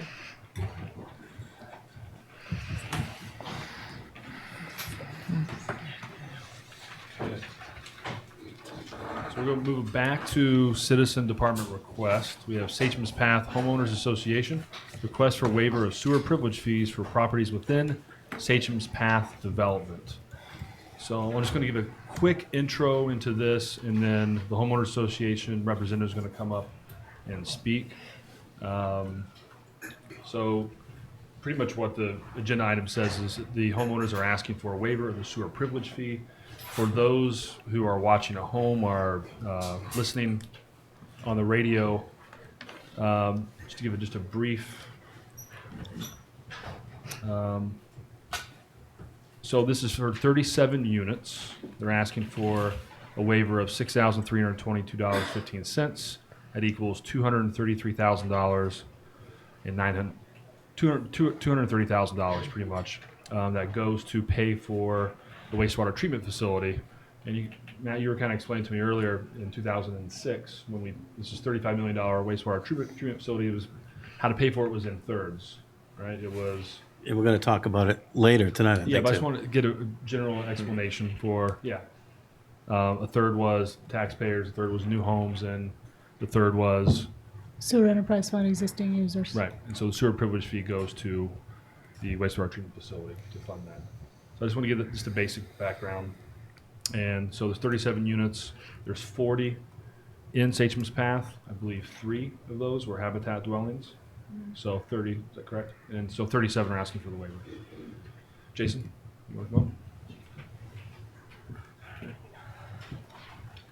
Thank you, Mr. Chairman. I'm Jason Graziade. I am a resident of Sachem's Path, and I am a member of the Homeowners Association, which represents the 40 families and individual homeowners in Sachem's Path. So on behalf of our neighborhood, we want to thank you guys for having us here tonight and letting us have an opportunity to speak to you. Just briefly, before I go into our request, I just wanted to give the board and everyone here just a reminder.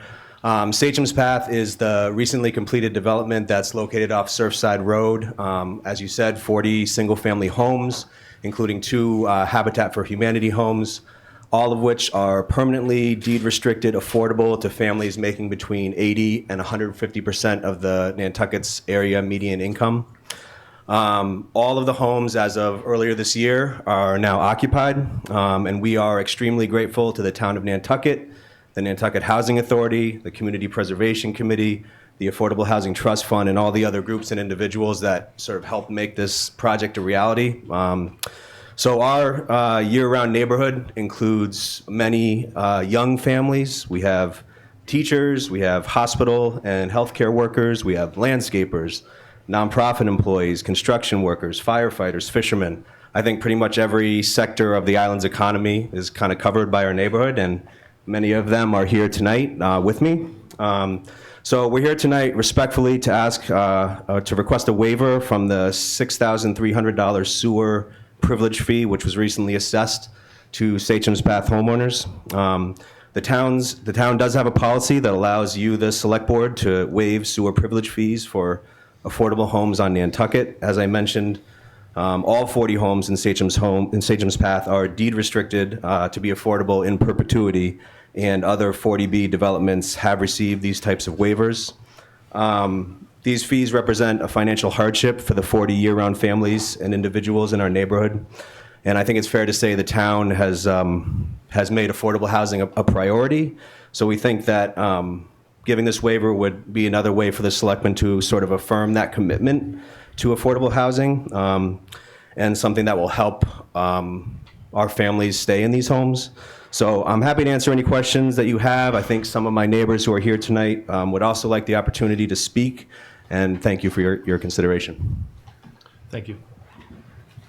It's okay with the board. I'll hear from some of the residents. That's okay before we get into all the nitty gritty. That's fine. You might like to speak on this, or would you like to hear us start the process of thinking through it first? Yeah, start talking and then we'll know what we need to Okay. We did get a lot of emails. I want to say 10 or 12 from homeowners, and they were really well thought out, and so we understand that. But as we go, if you have questions or comments, we can do that. How would you like to go through this? Do you want to give us an overview, Libby? Do you want to talk about what's our policy? Well, there is information in your packet. We've provided you a cover sheet. I think this was in the public packet as well, with a little bit of background about this particular development and what was and wasn't waived by the ZBA for Sachem's 1 and 2. And also some specifics about other waivers that have been provided for other affordable housing projects. There's a chart in your packet, I believe, that shows all of the waivers that have been issued and for what over the past several years, before and after the policy that you adopted in 2016, I think it was. I guess one of the things that came up was initially when this request came in, it appeared as though the representation, as we understood it anyway, was that the homeowners did not know that there was a sewer privilege fee. That was the way it was explained to us. And as of today, we found that the privilege fee is mentioned in purchase and sale agreements. So I don't know if that weighs in on any of the board's discussion. We have had a discussion today with Housing Assistance Corp. because there was also an issue about Did they drop the ball? how the privilege fee came about in the first place between them or the homeowner, and what the policy of the town is to assess it in the first place. That did cause also an internal review of how we have been handling that, and something of an overhaul actually months ago about how we've handled it. Erica spoke specifically to one of the project managers or the project manager that Hack had engaged for this project, so just today. So there is a little bit of new information that came in today about this, but again, I guess it was our understanding that no one knew about the privilege fee, but it's in purchase and sale agreements, as I think. We've gotten copies of 3 of them. So I don't know what you want to make of that, but the other thing that we have internally talked about is the board's policy, which is pretty specific about circumstances within which waivers of the privilege fee are made. And if the board wanted to revisit the policy, we would recommend, and we spoke with town council a bit about this earlier, that that would be a different agenda item because it's not specifically on your agenda tonight, so you'd have to do that at a later time. Understanding there is also this October 1st kind of looming date that has arisen for the privilege fee to be assessed on tax bills, so that has to be taken into consideration as well. Okay, can we talk about what is usually waived, shy list versus, I've read the packet, but I want to make sure we all understand. So all shy list sewer privilege fees are waived. Yeah, but anything that's permanently restricted, the permit fee was waived. The connection fee. The connection fee. Connection fee, like $2,000. The $2,000. Not the privilege, not. So the habitat houses are shy eligible. Correct. But if the habitat houses were not shy eligible, we would not waive the sewer privilege fee. I suppose My that's understanding. the question I had, is that of all the approvals that we've made, all the waivers that we've made, are all of those houses, have we basically executed the policy exactly as we've written it, where all of the houses are shy eligible? For the privilege fee. Yeah. Below 80. Below 80. Yeah. And the policy is relatively new. Prior to that, it was sort of an ad hoc decision, and I think the policy was made because of the requests, various requests we were getting. And we're trying to be consistent. Right. So. The policy was instituted in 2016. Yeah, so fairly recently. I have a question just about process. Could Hack have applied for a waiver when they applied for the connection fee? Yeah, we spoke with them specifically about that today. So I did speak with a gentleman called Kevin McGuire, who was a development consultant for Hack on both phase 1 and 2. And I specifically said, why didn't you request a waiver? Because other 40B developments had requested and received sewer privilege fee waivers from the ZBA. And what he said was they felt that the town had already made a significant investment in the project.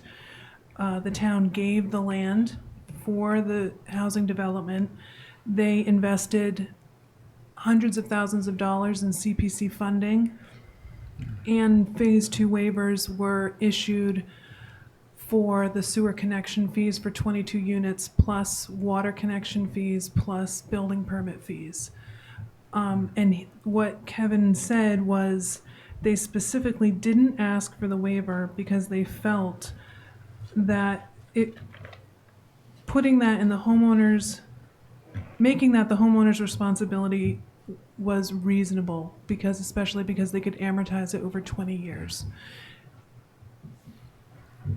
Okay. At least we have a response from. So, If you want me to go on about my conversation with him, he said that Hack's approach to the development was that they knew about the sewer privilege fee, and they always anticipated that the homeowners would pay them. He said that they worked hard to be transparent and thought that it had been communicated, and the best representation of that was the purchase and sale, which they drafted intentionally regarding the sewer privilege fee. And again, he said they felt it was reasonable because it could be paid for over time.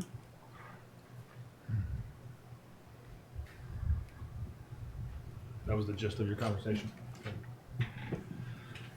I did read something in the policy from 2016 at the very bottom.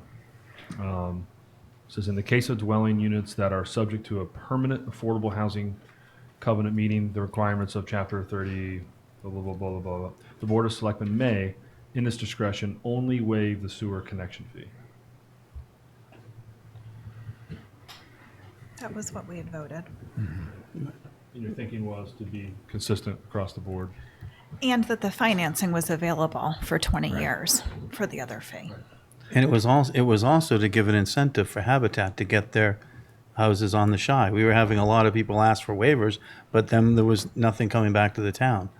And so that was part of it too. I mean, that's when we did that policy. Now, if we wanted to look at the policy again and maybe give, partial waivers or something else, we should, we can look at that. But I don't think we should do it on the fly under pressure with a lot of people here. We should think it through, and figure out what the right way to do it is.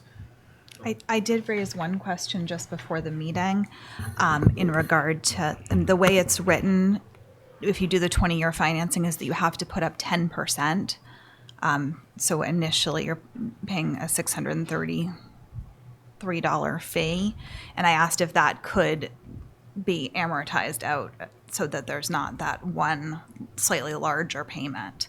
And then it works out to be somewhere in the $30 a month range is what we're talking about per homeowner.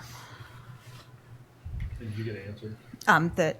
That was something that Brian, do you want to help me with this? That was something that we had instituted, but it wasn't really a necessary requirement. There's nothing statutorily within the Mass General Law that requires a 10% down payment, so it's something that in talking with the assessor that they historically have done since the inception of this is to require that.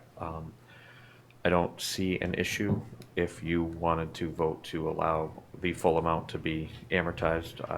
I don't. There's nothing statutorily that would prevent you from doing that. I guess what I'm trying to say. Thank you. Jason? Just 2 points. One on whatever the communication was from the HAC McGuire guy.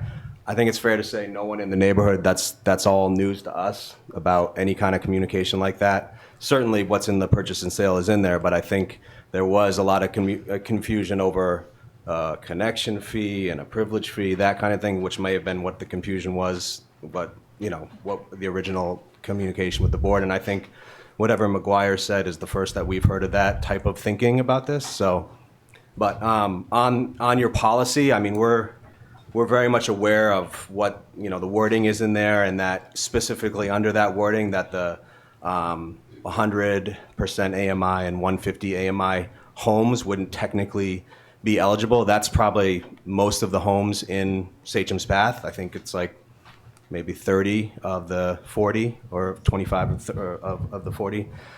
So I guess we were talking about it as a homeowners association board, and technically those properties might not meet that policy, but in spirit, these are all permanently deed restricted affordable homes. And I think if I wasn't there when the policy was drafted, but I assume some part of the thinking was that, if you're going to get a waiver, people who are in these homes and eligible to buy these homes, it's a recognition that they are permanently affordable, and those who would qualify to purchase them would benefit from the relief provided by a waiver. So I think, in general, that fits us. You just heard Senator Sear talking about getting homes like the ones that are in Sachem's Path, 100 and 150 on the shy list, which they probably should be for us, but unfortunately they're not. But I think sort of, in the spirit of what this policy is trying to do would apply to all the homes in our neighborhood. So, and I guess, finally, we're trying to build a community in a neighborhood, and I think, sort of putting up further divisions in our neighborhood where some people are eligible for a break and some people aren't, doesn't sort of foster a cohesive neighborhood. Just a thought that we were thinking as a board. So that's something that struck me, again, is that it seems like it's a bit of an oversight in communication, whether it's with the developer and the town or the developer and the homeowners. But having seen a lot of the applications coming through the Affordable Housing Trust, there was never any conversation. What we talk about quite often is the sustainability of these houses, the affordability once people are in them. and an additional $6,000, regardless of how it's paid, has never been a part of the discussion. So I do see this as being a question of what is fair, but also an opportunity to look at how the implementation of our policy and how we can really be supportive of affordable housing can be tweaked to be more supportive. I do think I am uncomfortable with having some of the houses get the waiver sort of through a due diligence from the developer and others not getting it. A little bit off. In our packet, it says that Beach Plum Village had it waived, but I had a question for David. What was the value of the work that they did, the sewer work? It's right here. What was the? They had, no. I know what they had. I know they had 200 and they had 40 homes at 6,000. That's 250 waived. But then what is the work? Instead of paying that, they did a bunch of sewer. I've looked and looked for the last few days to try to find those numbers. I couldn't. But what Because they you knew did, someone like me was going to ask it. well, no, it's been something I've been looking for. What they did is they actually took the connection here at Newtown Road and Fairgrounds, and they severed that Newtown section and continued the line with a brand new main to the Rotary to take the burden off of Newtown and West Creek because of the deterioration of those lines. So they made a substantial improvement in the infrastructure. I was unable to find the cost. I looked. So It has made a big difference on backups in the Newtown Road area. So in quarter mile, half mile of. it was from here to the Rotary, then all the way down to so I would say just about a half a mile, maybe quarter of a mile and a half, somewhere in that area. And what 6-inch, 8-inch pipe? What are It's they? 8-inch, and for example, the Shimo when and the recent water bids were all between 250 and 350 a linear foot. So we can figure the numbers out. But I didn't have any hard numbers, and I wasn't gonna try to come up with a number. So 250 to 350. So Yeah, linear 300 foot. Linear foot. So that's 5,280. That would be for the whole. Okay. There's about a quarter of that, and somewhere in that area. But I didn't want to give a number without. I looked everywhere. Yeah. So. Okay. So Matt, your reasoning on that is? Well, I'm just CBA waived those because they were getting somewhat equivalent through the work of sewer upgrades from the developer. Yeah, that's why I'm asking that question. Is how much? Basically, this is the question I had the other night. How much was extracted from Beach Plum for other things, as opposed to paying that? Paying that fee. They have a pump station inside Beach Plum that is maintained privately. We don't maintain that as well. So.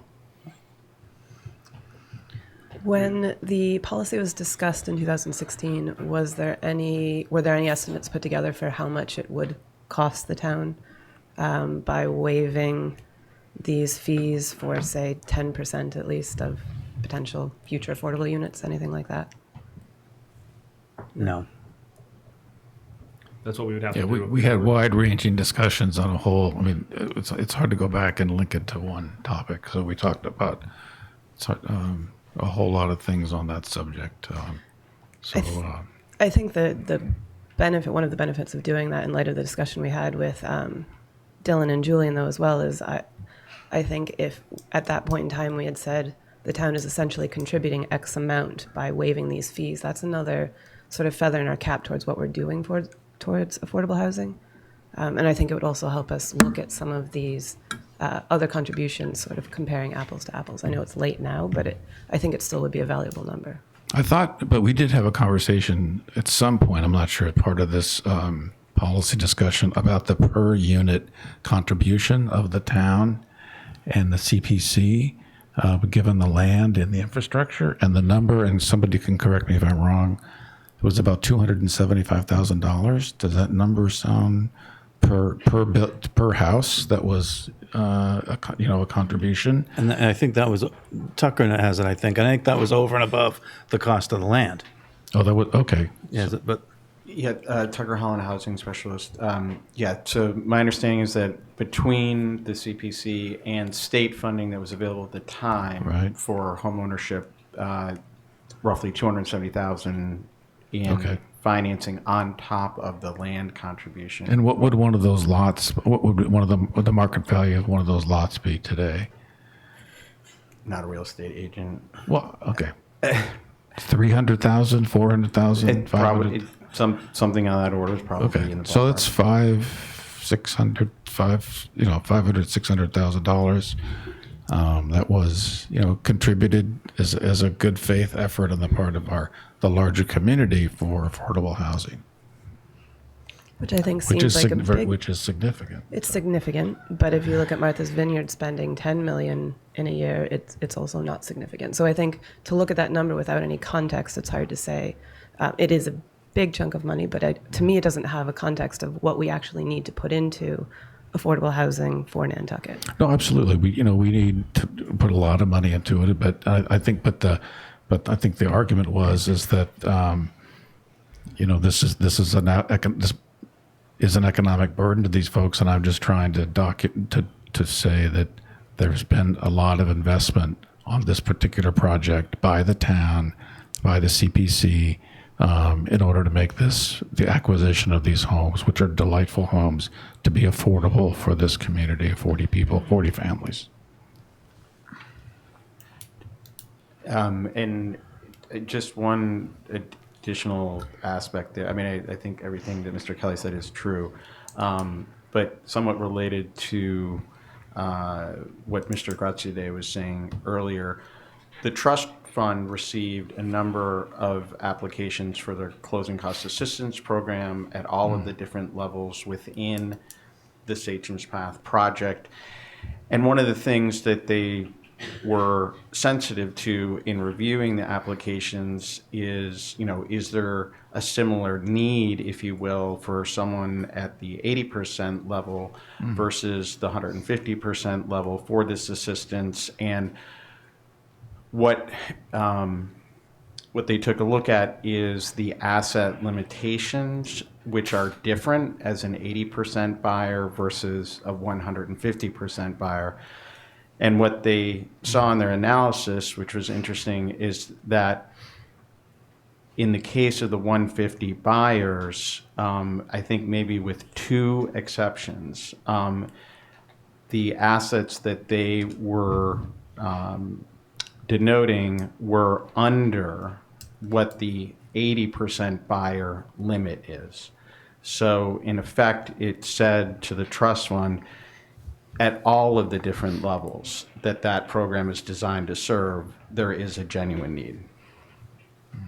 So Tucker, just following that up, so basically the genuine need for the assistance, the down payment assistance, was equal from the 80 to the 120 to the 150, or effectively, yes. Right. Yeah. And of the houses, how many received down payment assistance? Well, the program was not in place for the first phase of the development. So I believe all of the closings for the second phase, the program was in place, and there were applications for 20. 20. Yeah. Closing cost assistance. Closing costs. Yeah. Yeah. I'm sorry. And not for phase one. Not for phase one. Okay. Closing cost assistance for phase two only. And at what level was that assistance? The average closing cost was around $9,000 in assistance. The program allows up to $15,000, but the average was $9,000. Gotcha. Thank you.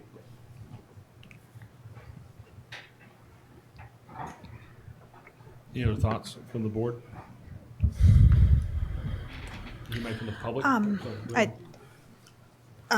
If we want to revisit the policy, I think that we do need to understand all of the other units on the island that are perpetually affordable up to 150, and that they would all be deserving of the assistance, and most of them were not subsidized in any other way. Like Covenant homes. All of the Covenant homes, Yeah. and we should just understand the full the full package if we change the policy, which I'm not necessarily against, but that's what we would have to talk. We need to understand the full financial implications. And then do we go back and give people refunds for, because they in good faith? I mean, those are the issues that will come up. So, Linda? We talked, the land actually, Satcham's Path land was actually owned, I don't know if it was brought up in fee simple, by the Housing Authority. And we've owned it for 20 or 30 years. It just took us 9 years to get it away from DHCD, and we gave it to Hack to develop the property for a small development fee. So we were all in favor of it at the Housing Authority. The Housing Trust has begun to see individual lots like Dawn just brought up. Several of them are on wells, and there isn't any hookup fee for that, and they're on septics, so we haven't been presented with that yet. But we're beginning now to see some around Mid-Island, and they are probably they've all gotten down payment assistance or closing cost assistance. So I expect we'll start seeing this same request. So yeah, I'd like you to make a policy. Anybody who's on a affordable covenant, whether it's 80, 81%, or 150%, they're in perpetuity. They're only allowed to make so much money on the resale, so nobody's making windfalls here. The top end, I believe, is $695 for the 150s that anybody makes 150 can afford. So the impact of these fees on somebody at 80%, as Tucker mentioned, is the same as the impact on those at 150 because they're paying more. They're paying a lot more for the cost of the home. They're paying a lot more for their mortgages. I know a lot of people are just barely getting the 150s and able to pay their mortgages. The down payment, the closing cost assistance program was brought in because that $6,000 to $15,000 was the difference as to whether a lot of these people, almost everybody in this room, could get into the house or not get into the house. Another $6,500 on top of that is a real burden, and they are giving up an awful lot of realized profit by having a house that's covenanted in perpetuity. So I'd love you to have a policy. We have talked about it at the trust. We are, as far as I can remember, Rita was there. The sense of the meeting was we were in support of this. A lot of the members were not aware that they were not exempt from the privilege fee on top of what we gave them for closing cost assistance. And it was a real eye-opener for the trust members that they were not getting the same benefit as Habitat or the 80 and below when the impact financially on these guys at 150 is the same given their incomes and the price of the house as those at 80%. I'm, begging you to release them from that privilege fee. Was part of the package that they provided to you, did it include the purchase and sale agreements? Yes. We had a lot of information. So did just They had to have a nobody committed catch sale. this fee? It's very clearly in section 25 of the purchase and sale. Just nobody saw it? We thought that there was a policy to waive it. They have to list all of the potential closing fees. We had a problem with a lot of the documents that were coming from the bank because they were listing things like the land bank that we know they're exempt from. So that's why we went up to $115,000 because we weren't really sure until the actual closing as to what fees they were going to be charged. So we thought that there was a policy to exempt them since we knew some were exempt. So we never went any further with that. So all we talked about was their closing costs. Is that how you remember it too? Any other questions? No, but I will say even the wording, and I don't have a lot of experience with this, but the idea of a permitted encumbrance to me, again, when you read through these and you're reading through them, and everyone else appears to be getting exemptions, that seems more like a mention this could be charged, but I think there was an understanding and an assumption, unfortunately, that it had been waived. It never came up. Hi.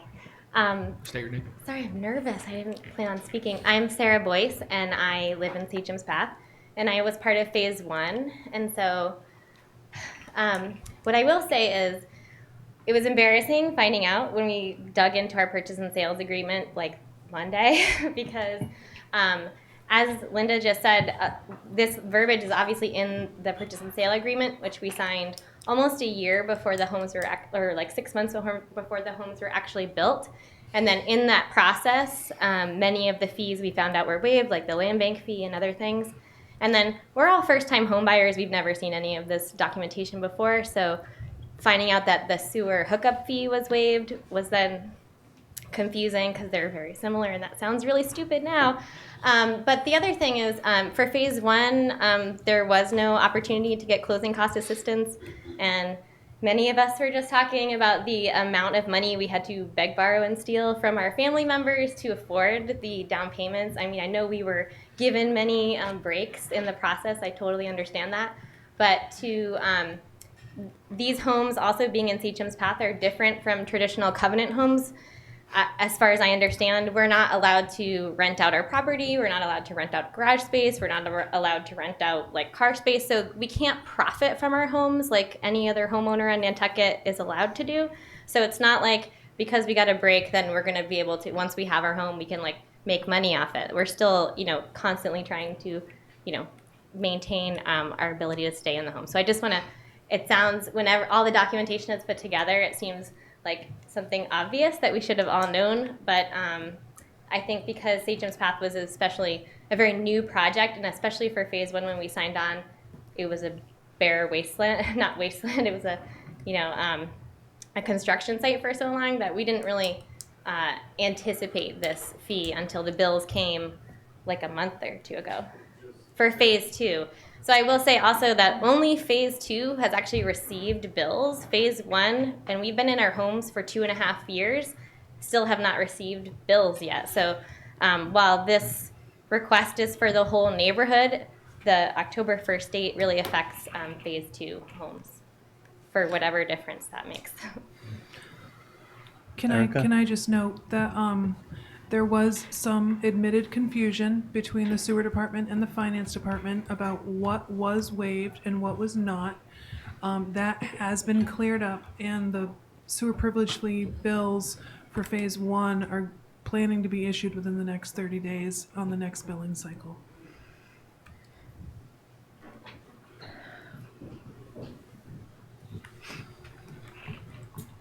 Hi, I'm Sunny Daly. I'm the proud owner of a new home in phase two.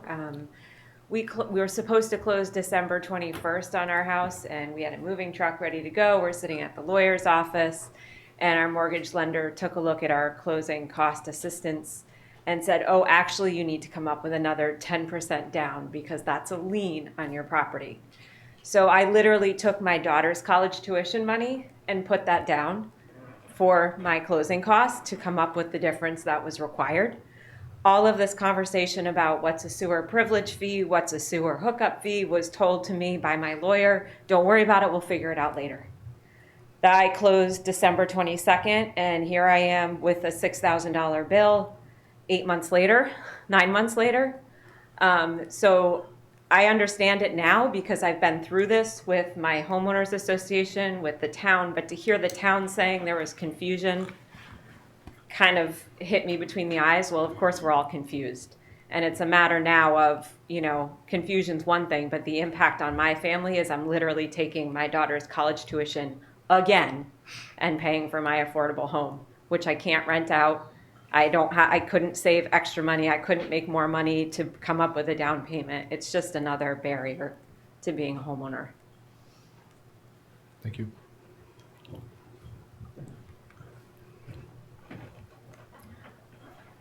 What's the board? Which direction want to go?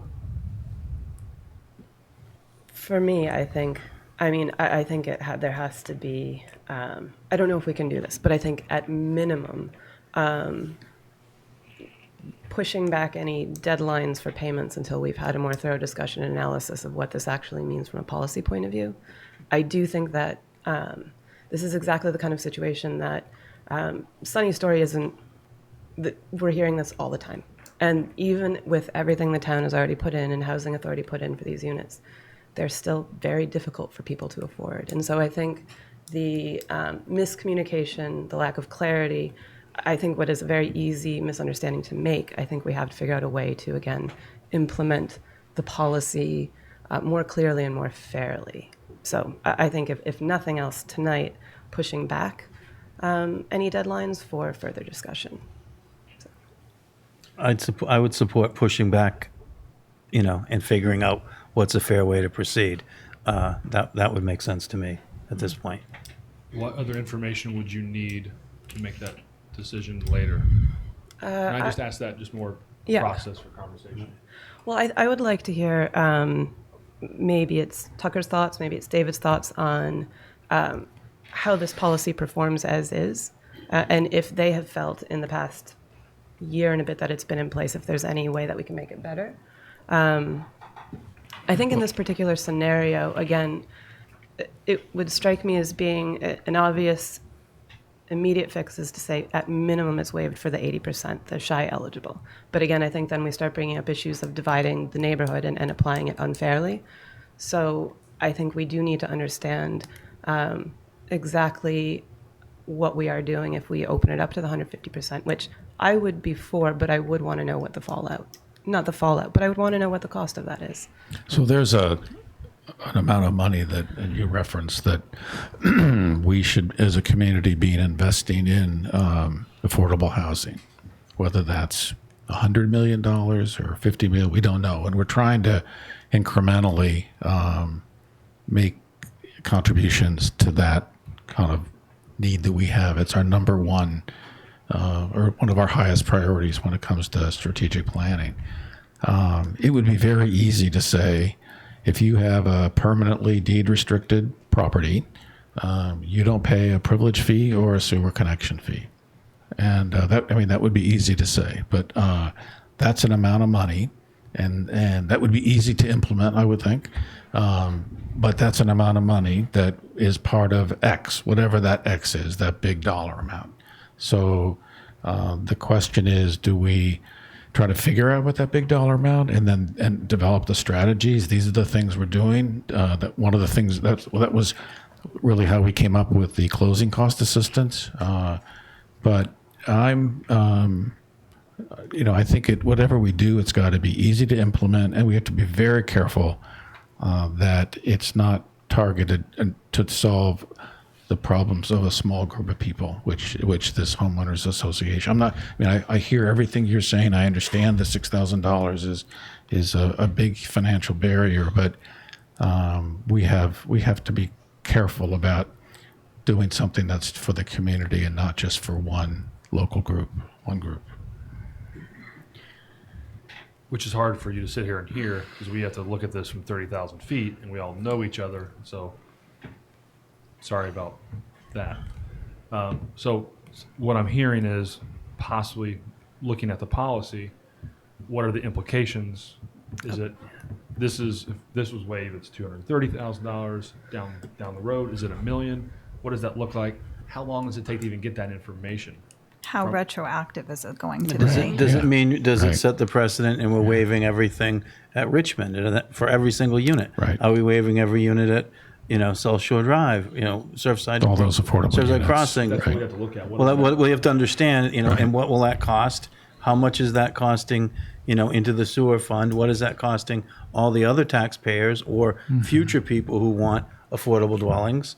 How many of those are we have to sort of really take a look at it and then figure out what the right way to proceed is. That was going to be my next question. Is let's say if we went down this road and waived all sewer privilege fees for everything that's restricted permanently, where does that money go? It just gets spread out to all the other taxpayers somehow, right? Well, because we still have to pay for the sewer infrastructure. Right. We have to pay for the services that that are provided to every home. It's part of the package. And then how do you make a judgment about, do we come up with, all right, we will as a community subsidize the first $400,000 or $250,000 of every quote permanently restricted single family unit that's built, and maybe that's another approach. I will also say in this case, I think HAC should have paid this fee. I think that they were so significantly subsidized and had so many waivers from the town that they should have paid it, and it should have been dealt with at the closing. That piece in the purchase and sale should have been talked about amongst the lawyers, and that it should have been settled. I don't know if they had way before now. I don't know if they had the wherewithal to do it. I think the comment that we heard from Erica was that they felt the town had made a significant contribution. It should have been factored in earlier, asked for Yes, absolutely. CPC funding. Right, yes, It's really unfortunate that Right. this is coming up this late. Yeah. Should we ask HAC to, do some follow-up with the homeowners and trying to find out how they were communicated with, or?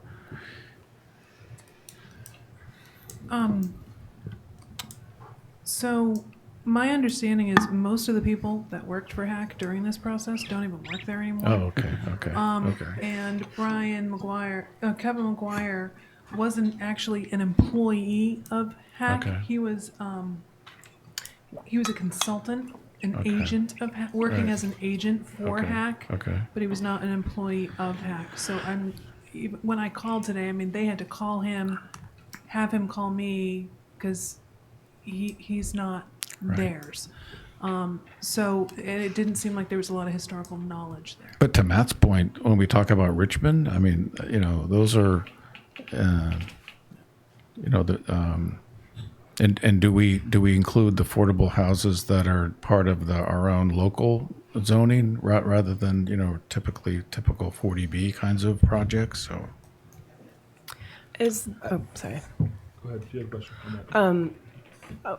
A question and a couple of points. One being that we've already started waiving fees without doing the math, so I think it would be a good time to start doing the math. But I think the over 80% is an issue that we've been struggling with. How do we incentivize these kind of houses? And I think that if that's a way, to Dawn's point, to work with developers better in a way to really sort of meet the Nantucket needs as opposed to just meeting the shy list, I think it could be an opportunity to look at that. I think that all of the things that we've discussed we have to look at, but I wouldn't be, so Surfside, presumably they would apply for, based on Beach Plum, they would apply for some sort of waiver and might end up with it. But I don't think that those kind of questions should stop us at all. I think they're important, and I think it could potentially be a tool, small to a developer perhaps, but one to get some of the houses that we really need on Nantucket, which is that 100 to 150. And I don't know if it's legal. I do have a concern of treating neighbors differently, regardless of, because that's what we're trying to do is create a community where there are different kinds of people with different kinds of financial whatever positions, and so to say, well, this group gets a waiver and this group doesn't, I think that sets up some neighbor conflict that we should avoid. That's why it makes so much more sense at the developer level to give the credit to the 80% because all of the houses generally cost the same amount to build and they're sold for that much less. That it makes more sense in the total development package than it does when it's now passed on to the homeowner. So there's a different, I didn't even know this. So what's the difference in price? Like maybe Jason knows the difference in price between an 80% house and 150%. I think About it's 300,000. Yeah, Oh, wow. quite a Right. bit. The sales price. 250 up to 570 or okay. 580 Okay, in the second phase. And the two So- phases are different. Okay. Right. The prices that's were a- different from the first phase to So the that's a second big, phase. that's But huge. Okay. Because Yeah, the wages all right. changed over So the it's Yes. the Okay. subsidy when it's the whole package. Yeah. I just wanted to make the point from what Matt was saying earlier and bringing in, talking about Surfside Crossing and Richmond and, Satcham's Path has been brought up a lot. And with this discussion, so much discussion about 40Bs happening. And I just want to make the point I think you guys know this, but to the people who are listening, like, our neighborhood is really not comparable to these other things. 100% of the homes in Satcham's are deed restricted affordable compared to what we're talking about in Surfside Crossing, which is 25%, a quarter. So, there's a big difference between comparing those things. So I just wanted to make that point. I think we're speaking more terms of the process, the application process of going through the ZBA, who tends to be the folks that do those waivers. I think, my personal view is that Satcham's is really a model community that I wish we had more of. Yeah, I just was responding to the comment of like, are we going to give everyone in Surfside Crossing a waiver for? I just think it's different. It's a different. Yeah. Well, Right. they're gonna apply for it now. Whether the ZBA gives they've already requested it. They've applied for it. So whether the ZBA gives it or not is But a I just different want to issue. make the point that the I understand. neighborhoods are very different in terms of the percentage of deed restricted affordable homes. Yeah, the 100% in Satcham's. Yeah, I would. Yeah, well, I would love to see them do. I would love to see them do more levels of affordability. Yeah. That would be and do density like you guys have. That would be amazing. But we don't want to. As from 30,000 feet, we have to look at it and say we got to make sure that we're not making a mistake that that means we're giving it away elsewhere. We've got the responsibility of sort of making sure that we don't make those mistakes. Sometimes with not enough information. I know So you guys know that. for Yeah. people who might not understand all of it. And the rough math, because David won't do it, I did, is about $1.5 million. So the rough math on Beach Plum, that was a value of about $1.5 million for that sewer line. You know, so. Which is why So- it should also be done at the ZBA and not Understood, but- afterwards. Yeah. So I'm just talking out of. This is a good conversation. So another option, rather than just and which is totally is just against what I just said, was we could think of ourselves in place of the ZBA and saying, in all likelihood, the ZBA would have asked for this waiver, and we wouldn't have had the opportunity to say no. Correct? You mean would have granted it? And would have granted it, and the town would have had no say in it. So one could argue that, we're taking the position, and this goes against what I just said about doing everything across the board, but in other 40B applications, the developer would have come in, asked for the waiver, it's been granted in the past, and we could step back and say, and I would feel comfortable with this saying, all right, this should have been done by the ZBA, the developer, and maybe that's a position for us to take action on this individual project. Just another option. And maybe we do want to consider a policy change where if the entire development has some degree of a permanent deed restriction, that just might be an appropriate policy change for us to consider. So I've come completely 360 degrees because I do So sitting through those ZBA hearings, the town has all those decisions are made by the CBA. So I got a question for Brian, but before I got Sarah, you've been waiting to speak. Oh yeah, I just wanted to say, just to be clear about, I know we're talking a lot about the specific income levels, but across all income levels and home prices, the $6,000 is the same. And so in phase one, there are not just 3 different home prices. It depends on how many bedrooms you have in your home, and your income level. And then in phase two, because of interest levels change and everything, there are more varied home prices. So it doesn't change. The burden is the same on all in the sense of there's the same $6,000, but also as you were saying, Rita, about we're creating a cohesive neighborhood, and we love that about our neighborhood. And I wouldn't want there to be any resentment, because at one point in time, this family was an 80%. And then maybe things change within a few years, and people are making more, have different jobs, their kids graduate, whatever, and people's income levels change. But because you were 80% at one point in time, and you had this break, and then maybe someone else's life changes in a different way, I think that maintaining affordability in different ways is also important moving forward. So I don't know if that helps or hinders, but just thinking about, it's not, there's not an even playing field, but we'd like to treat everyone on an even playing field in our neighborhood. So my question, I think for Brian or Libby, if we were to decide to, I don't want to say table this, but to change the policy, then October 1st is the deadline, or October 2nd, to pay these bills, correct, for phase two? So do we have room to Next week. I'm sorry? Next week. Well, we might not be able to get the information we need to really think through what the impact is to make a big policy change. So how does that, if we can't get it done by October 1st, what happens? Well, I think that the October 1st deadline is actually for individuals to make a decision and pay the 10% down, because what happens if you don't pay, if you decide to amortize it, it actually goes on the actual tax bills, which is the third and fourth quarters, and those aren't mailed until the end of December. So I think that the looming deadline that everybody's talking about is, I think, to make the decision on what you want to do, so that we have time to then prepare it and put it into the table for the actual tax bill mailings. Okay.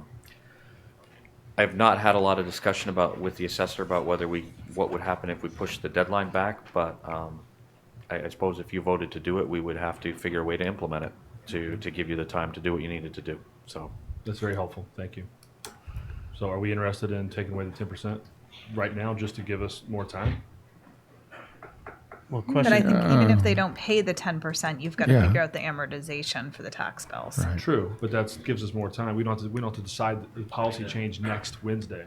The amortization is actually not really that, it would, it's time consuming based on the number that we would have to figure out to input into the tables for the tax bills, but the amortization is a very simple schedule, so it would not take very long to do. And that part, see, the question is, they have to elect whether they're gonna, if I understand this correctly, whether they're gonna pay it all up front or they're gonna pay it over time, and that's the date they have to elect it. Right. Is there anyone here that's considering paying it all up front? All right, so, okay, Joe, you're gonna pay yours all up front? No. Yeah, Yes, go please. ahead. Because I think there's only one thing they're gonna do, if they're charged.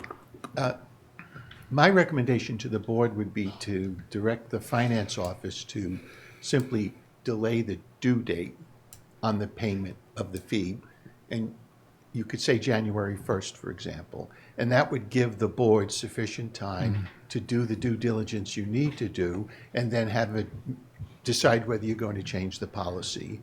And that way, because I don't think we should look at, once the privilege fee due date passes, and if people, even if they have to then decide whether to amortize, and as Brian said, it affects the tax bill. So I think the better approach would be to simply delay the due date for the payment to give you sufficient time to evaluate the policy.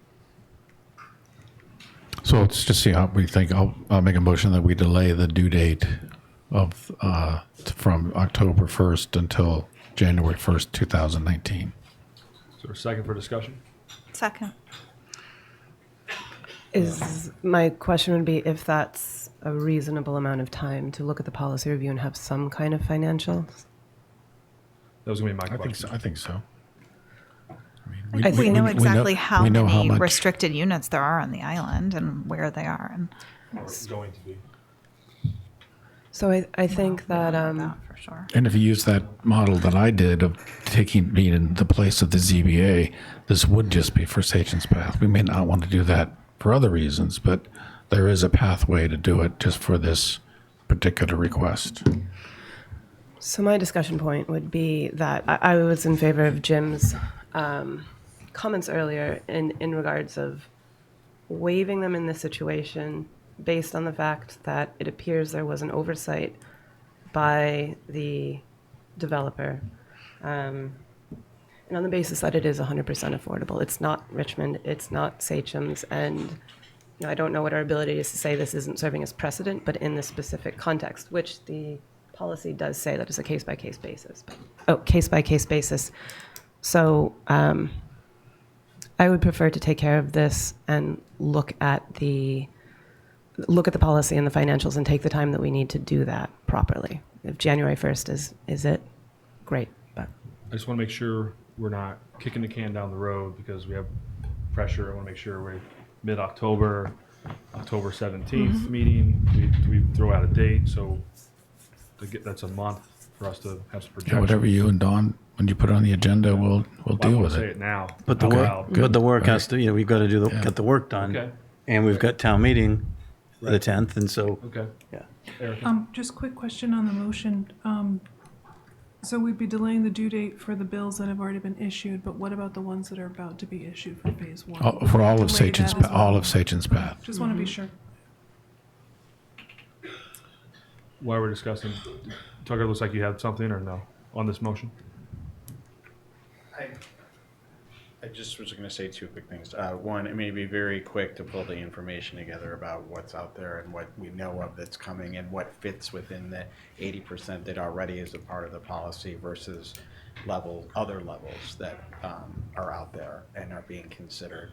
The second point I want to make is, I agree very much with what Ms. Hill-Holgate said earlier in terms of I have a feeling if this had been asked at the time, it would have been granted. And why the developer didn't ask, we understand the rationale that was given. Seems like a very small part of a very large project. I will say that Mr. McGuire is very highly regarded in what he does, but it was ultimately the Housing Assistance Corporation's project. Thank you. Thank you. I think we can as we discuss our policy, definitely implement something that addresses a development that is 100% affordable as sort of a separate entity Any from more others. discussion on the motion? Sorry, I thought you were done. I have a comment on the motion. Okay. I'd like you to get this policy done as quickly as possible. We're seeing over, people that are covenanting existing homes that already have sewer hookups, but at least 2 that I've signed more recently are vacant lots in sewer districts. So they will be coming in and they're gonna have the same problem with the sewer privilege fee and the sewer hookup fees, and these are individual lots. We're beginning to see some talk about pocket 40Bs on sewer that are vacant lots. Or somebody has subdivided their property and they have a house on one lot, which is the market rate, and they've got a vacant lot that is now going to be tying into sewer. So there are other lots that are beginning to come in now outside of Sachem's. I agree with Rita, I think you need to deal with Sachem's because they should have taken care of it. Okay. But there are more coming in, so you're going to have to get with the policy. But I'd like you to take care of Sachem's so these people don't have to worry about it anymore. Thank you, Linda. I guess the more I hear of all the potential unintended consequences, the more I really want to focus on Sachem's, personally.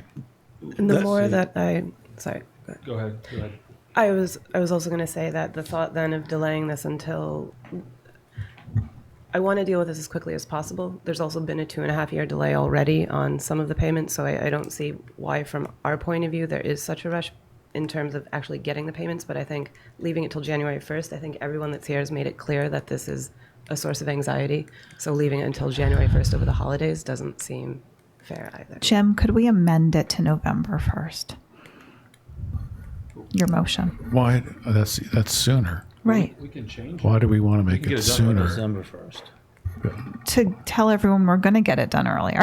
Okay. Well, we can make a motion tonight that waives the fees for Sachem's Path. We could make that motion tonight. I would be And more we know- and comfortable we know having it be that- policy. And I would like to understand the impact of a motion we make before we make it myself. You guys can do what you're going to do, but I think I'd like to understand what the impact in other realms is.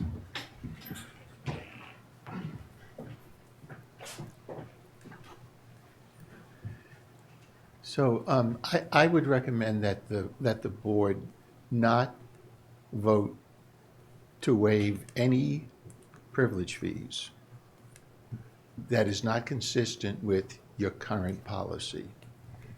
If you want to change your policy, and then vote to waive, because I do think you need to have a rational basis for your actions. And moving the date to January 1st for the billing gives us time to do the due diligence with Tucker and make that decision at October. You have to realize the $6,000 wasn't just pulled out of thin air. That was math.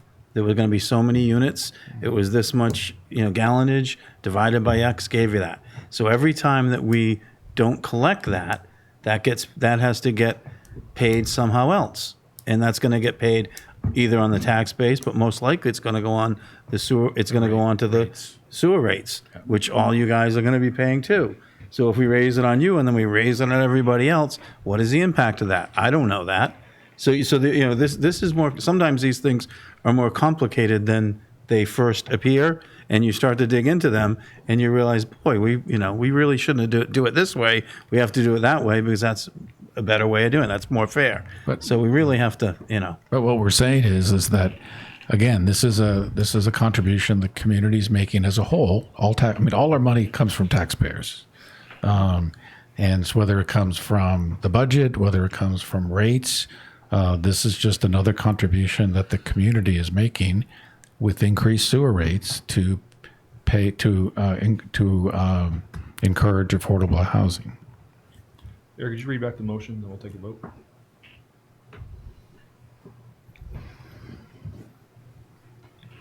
Motion to delay the due date to pay the bills for all of Sachem's Path from October 1st to, and I'm sorry, originally it was January 1/19, and now there was discussion about, should it be 11 or 12? Still January 1. as of January right now. 1.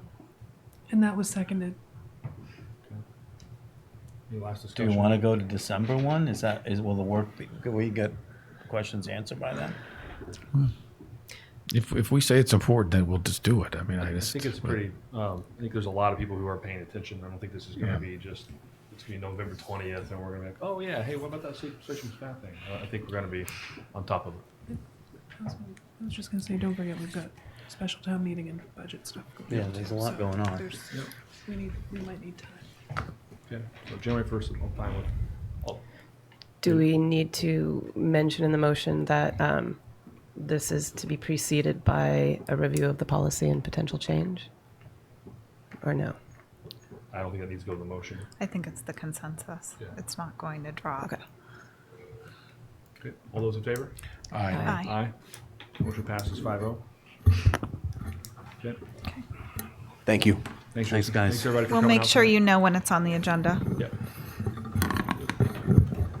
So I'd love for an October 17th date, but if that's October 24th, Can I take a bathroom break?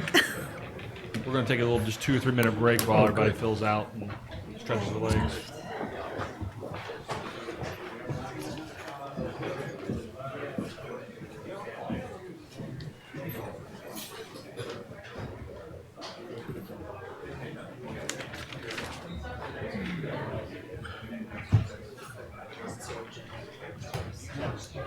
January 1st, 2019.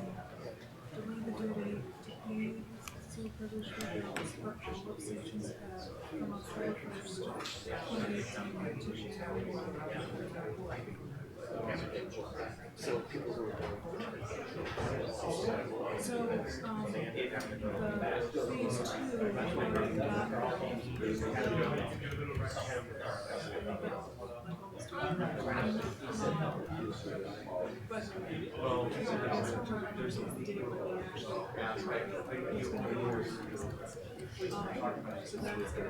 phase 2 already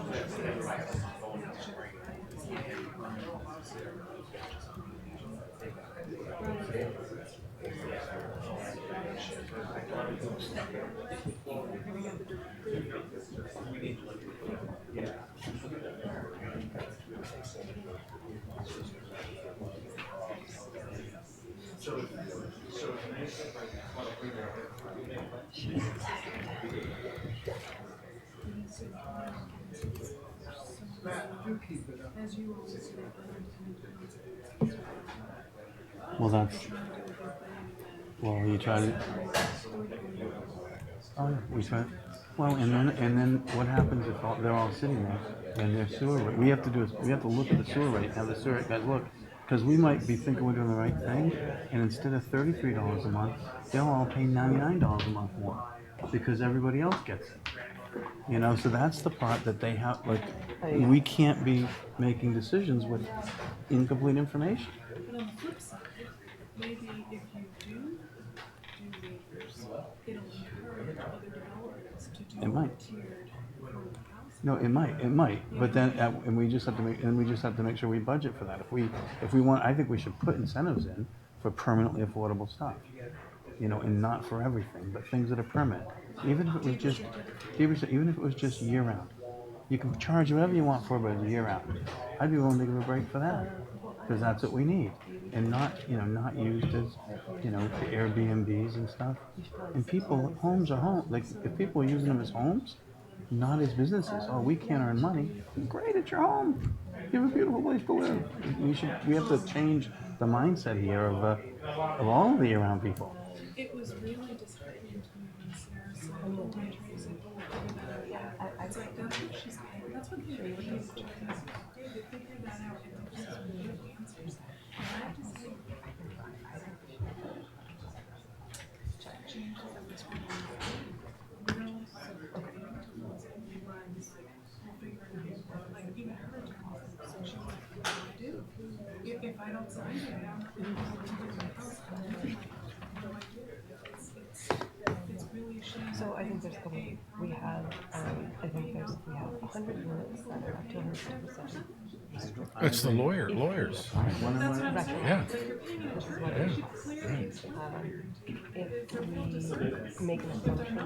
One of my buddies bought a house on Pleasant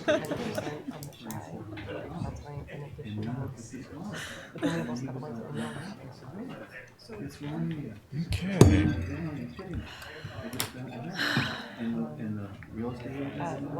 All right, we're going to get into our public hearings now. Jim? So we have a public hearing to consider utility petition for 8 Willard Street. The first one on the list. Jim Huxley, engineer with National Grid. Yes, Willard Street. We're looking to have a customer install some conduit across the street to feed an electric service at number 8 Willard Street.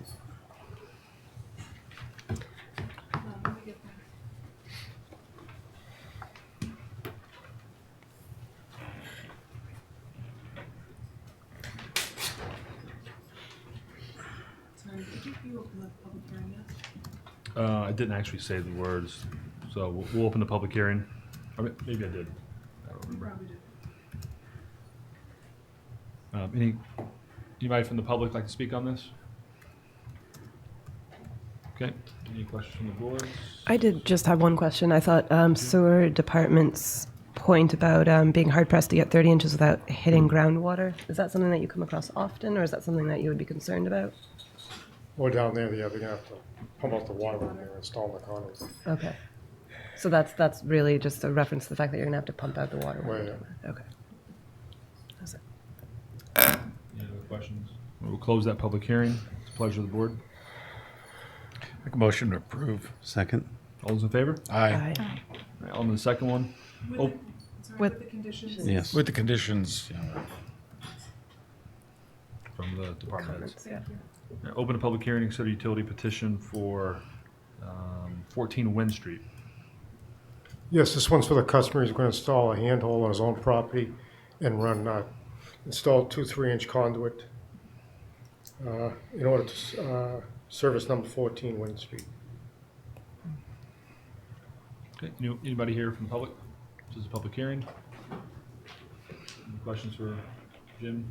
The board? Seeing none, I'll close the public hearing. Pleasure of the board. Motion to approve with the conditions set forth by the department heads. Second. All those in favor? Aye. Aye. Aye. That motion passes. Open a public hearing to consider utility petition for Westchester Street. Sorry, overhead wire crossing on Westchester Street.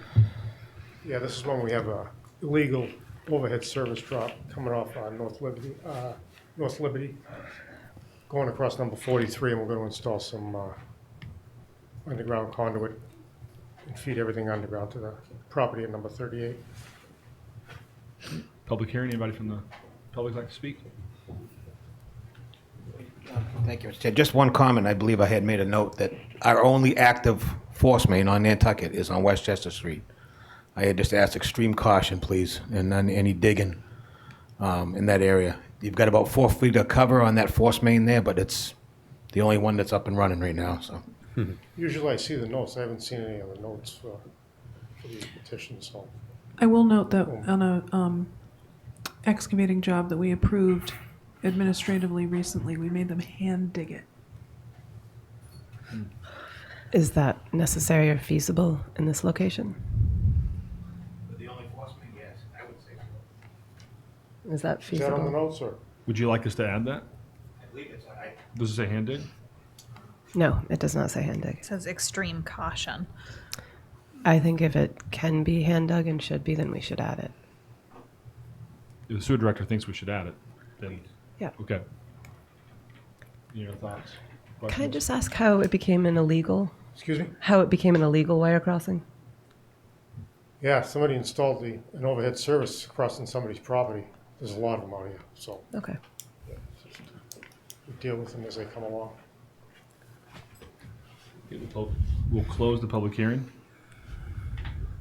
Motion to approve with the conditions set forth from the department heads. Second. Also added with hand digging. Second on the whole motion. Second. Okay, all those in favor? Aye. Aye. Thank you, All sir. set, thanks. So, David, how do we how do we ensure that that happens? Right, that seems pretty serious. The 20. I mean, it's the only work enforcement. Erica usually sends us out a notice whenever they have their road closing permits that day. So that alerts our crew, and our crew is usually in the area or on site when they do it. But it was just down in front of number 29. We made them hand dig a drainage line across the street just because of the force main. You guys are pretty protective over Bert, so you'll be there. Oh, yeah. That's Oh, good. All right, town manager's report. Okay, so first, quick update on the status of the Surfside Crossing 40B independent reviews. There's a report in your packet. There are 3 independent reviews that the board has authorized, one for traffic, one for wastewater, one for environmental. Traffic and wastewater are both of those reports are expected this week or very early next week. They will be provided to the Zoning Board of Appeals and you all as soon as received, and the 2 representatives from the firms doing the work will be present at the October 3rd Zoning Board of Appeals hearing to present the findings at that time. And that is also posted as a select board meeting, so if you all want to attend. The environmental report and the traffic report is being done by a firm called Beta Group. The wastewater is being done by a firm called Bristol Engineering Advisors, Inc. And Mike Burns has been the kind of liaison with Beta Group, and I've been communicating with Bristol, who has also been communicating with Water Company. The environmental is a firm called Avalon Consulting Group. They're very familiar with the island. I've talked to that consultant several times, including for some time this afternoon. As is noted in the report that's in your packet, the consultant really ideally needs access to the site, which has not been granted, despite a couple of asks. Not been granted by the developer. Sorry, thank you. Okay. Yes, correct, by the owner. The report really benefits from direct access on the site. There are animal, plant, and insect reviews to be done. I've talked to the consultant about how they could potentially be done without access to the site. And there are some abutting properties owned by Land Bank in town that they can install some bat listening devices, which they've done today. And they think that might be sufficient to determine the bat presence. The plants are a little bit trickier. However, they have some ways to potentially work around lack of access to the site based on nearby habitat and what is found there and what's likely to be found in adjacent nearby habitat. That's the same type of habitat. I think the same thing goes for a moth. So at least a preliminary report for the environmental is expected for the ZBA hearing, and if to the extent that there can be additional work done following that, it will be provided as soon as possible after that, but they will be at the ZBA hearing. Right. If they can't get on the property to look at the plants, they can still do a peer review. Thank you, yes. They can, yep. They can do the peer review and look at the adjacent sites. But this is, in my mind, this is a huge issue. You know, this is being presented to us by, Jamie and Josh. Is for the community, and it's housing for the community, and we love the community, and we're here to help. Well, part of, helping is being cooperative and allowing the proper oversight to be done on the property, so that the right mitigation can be handled, or the right development can be done, or the right mitigation can be handled. This to me is, I don't like the way this feels one bit, that they're not letting, not letting them on the property.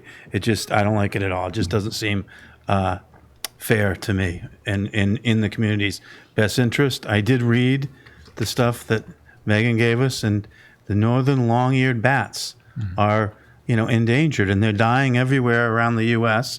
with with the white nose thing going on, and and they're dying in caves, and they're actually doing well in Nantucket particularly, and on the vineyard a little bit, and they're actually on this site.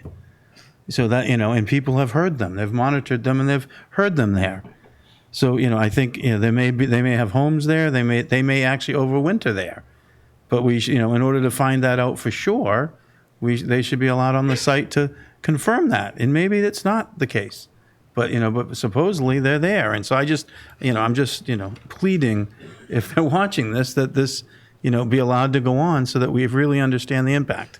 I agree. I mean, if their argument was apparently that it's not legally required that they provide access, but that really speaks to the level of kind of community, how much they really care about the community and or lack thereof. And I'm just really disappointed that they're not giving access to our really high quality consultants to go in and look at the habitat and have an understanding about what the impact on our environment is. Do we know if any of their studies were done during the breeding time? I'm not 100% sure, but another report our consultant has just been given is an abridged version of their report for Archeo and I believe environmental, and there was one other that we talked about today. I just don't remember exactly what it was, but she will be reviewing their information to the extent that we have it. So she'll comment on the dates that Yes. samples were taken and so forth. Yep. And, I need to follow up, and I mentioned to Libby, but at some point in the presentation at the 2 meetings ago, ZBA, when they were discussing their preliminary findings, there was a conversation about that they had not done a walkthrough because the foliage or whatever was so dense and that it quote wasn't required. So I have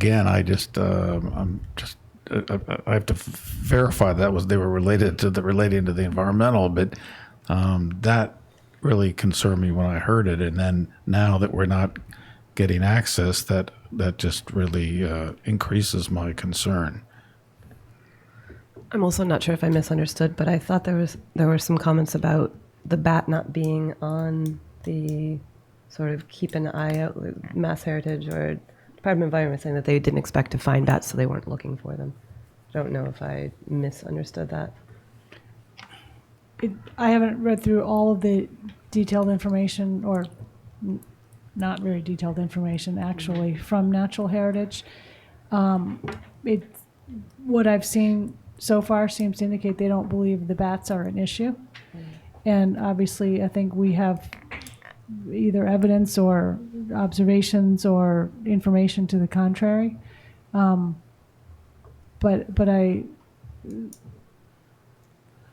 So something along those lines was Yes. brought up, yeah. So I just think in terms of whether or not it will be included, it may not. If Natural Heritage didn't identify it as an issue, that might not have been part of a thorough study. But. Right. Which is an issue, for sure. Well, I asked if the Endangered Species Act dealt with this, and I asked Libby today, and it doesn't really seem that it will, because it seems like the process for that is to, have an area listed for, known endangered species, and it takes a while to have that happen. So that isn't going to happen in this time frame, and sometimes I think these departments don't recognize it if it isn't, in the right process. If it isn't in their, in their file already, it doesn't exist. Mm-hmm. So I think, so my question was, how do you identify it in the short term? And I guess it would only be through Avalon or through peer reviewing whatever they bring up. And I think, that's sort of what should be happening now. Exactly. I mean, I just had I've had limited experience with these kinds of environmental assessments on projects, and one I'm familiar with, the consultant actually, he went to some extremes, but and I believe this was from the water company. He actually got a tent and lived outside for a couple of nights, looking and setting up little traps for moths. Because I know Mark said he used to go out and offer him drinks or whatever. But so there's so this is just so different than that experience. Now, I made a mistake my first term about 15 years ago of making fun of a moth. And I had Linda Holland call me and teach me how wrong I was. So I kind of understand it a little better now. Never again.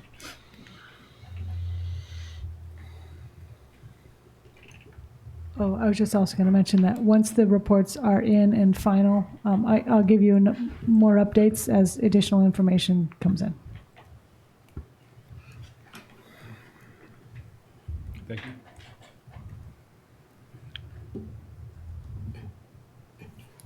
Sorry, I forgot. Waiting on you.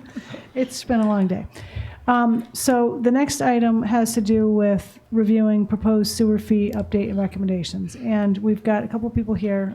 Kent Nichols from Weston and Sampson. Thank you for being here, Kent.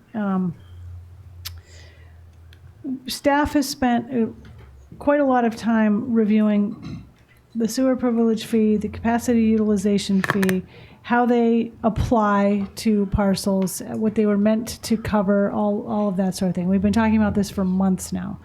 And I think we've finally kind of come around to a recommendation that and there's a cover sheet in your packet. It did get to you a bit late. There's a recommendation to establish one fee that would basically cover the same purpose. That would be, we think, a little fairer, a little clearer, a little more easy to administer, and be a bit flexible regarding charging more, say, for a dwelling with more bedrooms, which currently we're not really able to do. Do you want to give a little more of an overview, Ken? Or I can try, and Yeah. I'll try to keep it fairly brief. So one thing we tried really hard to do, as the manager said, this is a product of a lot of discussions and a lot of time, and really a lot of really introspection about the way the fee systems in town work and how we can do that better. We tried to boil that down into something that's a very simple memo, and in this case, it's about as brief as I think we can possibly make it and still cover the subject matter. So you know already, because you've had discussions tonight, that there's a number of different fees that we use for sewer system in Nantucket. The one that's pretty straightforward is the sewer connection fee, or the sewer connection permit fee, which is this $2,000 fee. You pay it, it basically gets paid at the time of connection, and allows us to defer that down to $500 in the event that you connect early. Pretty straightforward. At this point in time, this is not on the table for discussion in what we have. Our concern has been the fees that are more related to the availability of capacity for the lots, what it actually costs to provide sewer service, in the cost of infrastructure that the town really invests in over time, which is very, very pricey, and frankly isn't really reflected in the way your fees are calculated right now. There's a big investment that the town's made. So the goal is to simplify this, and right now you have two fees, and they're kind of hard to separate a little bit. One is the sewer privilege fee, which you talked about tonight in one of the discussions.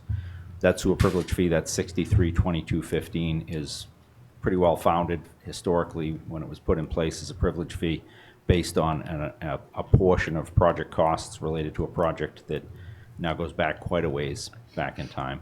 And frankly, the original amount of money expected to be captured with that privilege fee hasn't been captured yet, so that's still an issue.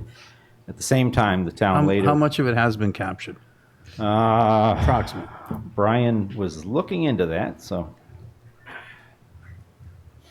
So to date, the total to be captured through the sewer privilege fees was just over 15 million, about 15.2, and to date, the assessor ran the report. We've billed 7.4 million of that, and sent out 1,000. I think it's 47 bills. And that was over how many? Were we projecting it over 20 years, 30 years? I can't remember. No, I don't know if there was ever an analysis or projection done on how soon all of the eligible parcels would actually connect, but That 7.4 million that's been billed was over the last, it's taken 8 years to get there from 2010 when the bill started to be issued. So we're about halfway there. Just about half. Okay. So the second fee is the capacity utilization fee, which is a slightly different fee. It's calculated differently. It was originally intended to cover a different set of properties. Those two fees over time have proven to be a little bit challenging to deal with.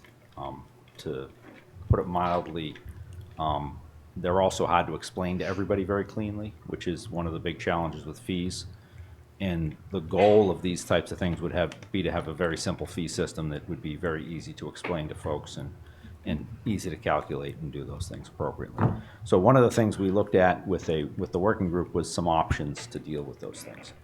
And the option that we actually came up with that we liked the best was the ability to basically sunset those two separate fees and essentially combine them and have a single fee that does the same thing as these fees were intended to do, which is get capital recovery back for either past costs or in the case of what the CUF does for future costs related to the sewer system. And in doing so, meet the intent of providing a fair and proportionate fee based on what people would use in a way that we can actually administer it straightforward and yet recover a significant amount of capital costs that the town could actually use to pay bills with. So our recommendation is pretty simple. It's to take those two fees and kind of at a certain point in time set them aside and replace them with a new sewer capacity fee. And we've kind of outlined the benefits of that on the page that you have on the second page of the memo. Essentially, the benefits of this, the first thing that the fee would do is it would be very clear that all properties that would result in some change in the potential use of the sewer system would pay the fee. Real straightforward. The second thing we would do with this fee is similar to the CUF right now. It would be based on a gallon per day of usage on a strict calculation. In this case, we cite Title V, which is pretty common use, used for design of septic systems. But it gives us a basic ability to take any property, any improvement to any property, and convert it to a amount of sewer usage on a gallon per day basis. And then use that with the calculation to come up with a dollar amount that fee would be paid on. The third thing we talked about doing was to use, initially we'd like to mirror the privilege fee, the sewer privilege fee. Our goal in doing that was to try to keep this as similar at the initial outset as possible to the current fee system you've got in place so that there's no shock change in what the fee would be. However, the CUF right now is set at a slightly higher number. That privilege fee, if we calculate that privilege fee out for a 3-bedroom home, assume it was for a 3-bedroom home, it comes in at a little under the CUF number. So we basically come back and said that the CUF number, which is on your books right now, is this $20.32 per gallon per day of capacity. And we feel that that is the appropriate number to be used for this, at least to start. The next piece of it is important, which is that the fee should have the ability for us to calculate the financial basis of it, and not just calculate it, but be able to recalculate it over a period of time as we invest in things. So one of the things that comes into play when you have discussions of the privilege fee like you did tonight is that was a capital investment made a significant number of years ago. You are actually in the middle, or we're near the end, I hope, David, of making another capital investment at the plant right now, which is a significant amount of money, another $9 million. And there are future improvements that will have significant capital costs, as well as costs invested in the collection system and other places. So the goal of the ability to calculate this is to be able to continue to recognize the town's costs and make sure that these fees remain reflective of actual costs that you have, which is another important underpinning of these fees to make them substantive and appropriate. One of the challenges with what's been talked about tonight even has been this ability to really not know exactly when folks pay the bill. And I think one of the most important things that we always like to try to put on these types of fees is that there's an emphasis that they get paid up front. Particularly important, as you've talked about tonight, with things like developments. That changing that collection methodology is very important, and I think that's an important underpinning of how we want to do the fee appropriately. And get that decision to be made, whether it gets paid up front or apportioned, really quick. Get it made up front, get it made quickly, and get a lien in place on the property as soon as possible in the event that it gets apportioned. And that keeps the process very clean. In particular, the things you heard tonight were things like questions in property transfer. A lot of folks are like, well, geez, the lien sounds like a bad idea. I don't want to put liens on people's properties. It's actually a process that protects purchases of properties from a buyer that should have paid it. And because of that, we're always a big advocate of putting that lien in place as quick as possible, getting those things in place, and really keeping the paperwork process as clean as we can. I think if we follow all those things, I think we would be in relatively good shape with a new fee. The goal would be to set a date certain as soon as possible to get this new fee system in place and sunset the old fees. The one thing we talked about that's a little bit of an intricacy to this is you did adopt a policy that we came to you with about the SHMO and the Plus project, which is ongoing now, and we're actually issuing the ability for some folks to connect already, and we'll do more of that in the near future. Our goal would be to continue to allow those people to pay the privilege fee as set, because that's what the board voted to do previously. But we do expect that that could be sunsetted within that initial year to get folks tied in, which we've told many, many folks about. So I think if we take that one potential exception into place, I think we could be in a position to move forward with this new fee in a way that would be a significant benefit to the town. I think it would offer a significant amount of improvement in the functionality of communication on the fees. I think, Erica gets involved in this, David and his department clearly, and his staff get involved, Brian and his department get involved, and Libby and other folks. A lot of folks get their hands on these types of fee systems. In the end, the quicker we make the change, I think the quicker we can come up with something that simplifies a lot of those interactions that are being held right now. There are steps, as we say in the memo, there are steps that need to be taken to kind of get us where we need to go. Not the least of which is we're talking tonight about the intent of doing this. This is what we would like to do. We haven't put in front of you a draft of what the regulation that would underlie this fee would look like. And John Giorgio's here, obviously, from Copeland and Page, from K&P Law tonight. We still need some time to do those details and get that in front of you, but the goal would be, if this is how you want to proceed as the sewer commissioners, in your role as sewer commissioners, we would expect to try to keep this moving at a fairly brisk pace and try to bring it back to you in a way that is, reflective of the importance of this issue, which, is kind of what the position that the working group has taken to date. And obviously there's a few key steps. One thing is legal review will be important to make sure we stay consistent with the underlying laws and regulations and the adoptions and acts that were underpinnings of your current fee systems. There's also going to have to be some formal hearings and votes, which you'll hold yourself as a board.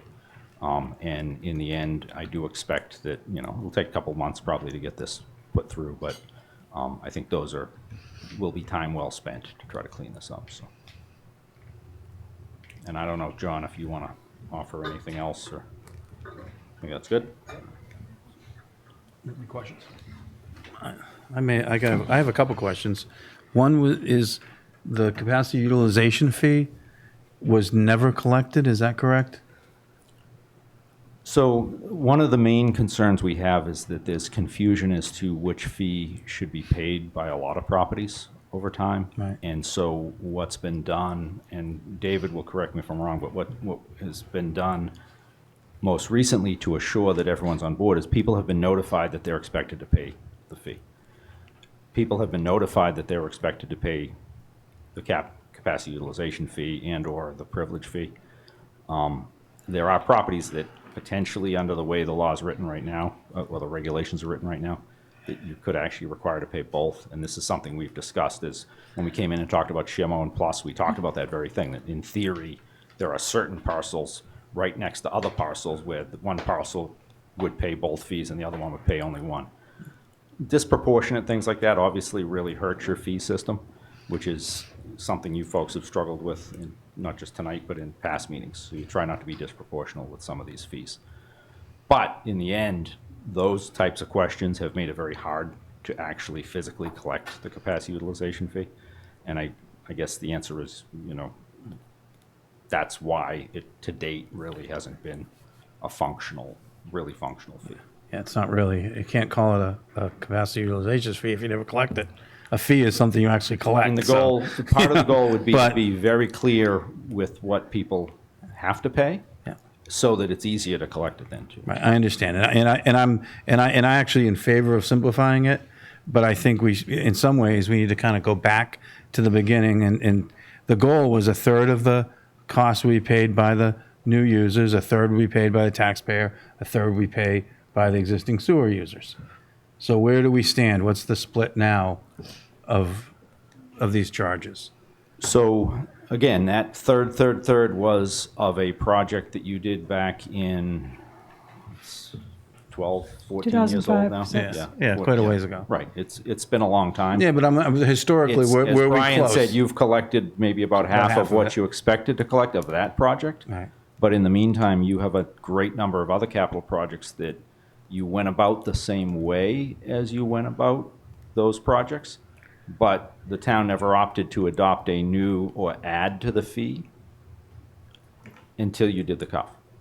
So the option that you have is fairly limited. That fee is kind of memorialized and is always charged, but it's almost like a legacy fee right now. It's not, in fairness, it's not reflective of what it costs you right now to provide wastewater capacity. Well, for a property. it was never reflective. The actual cost was closer to 40,000 per dwelling than 6,000. And so, I was involved with this way back. There was a huge argument at the time that, this is too much money. And we had been charging, I think, $1,000 a connection fee or 2,000, which if 15 years before that, which means it would have been about $7,000 at the time. People were complaining about two.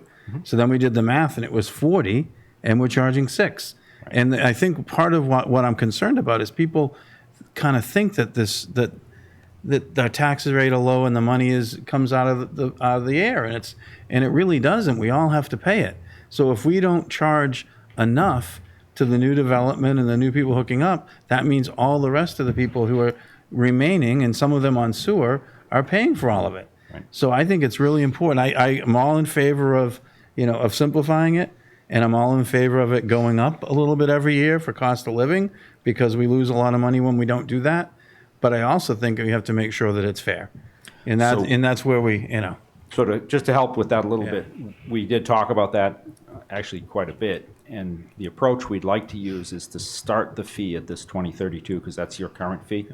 But our vision is that we would then collect information on your actual costs, and periodically actually do a little calculation sheet, hopefully very short, maybe a page or two, which I've done for other communities, and vet it amongst the working group, and then bring it, and the board would look at it periodically, and you would periodically make adjustments to the fee that are appropriate, but I think more importantly, based on some actual real numbers. Right. Not some historic number from many years ago that we're kind of living with, because that's what you have on the books.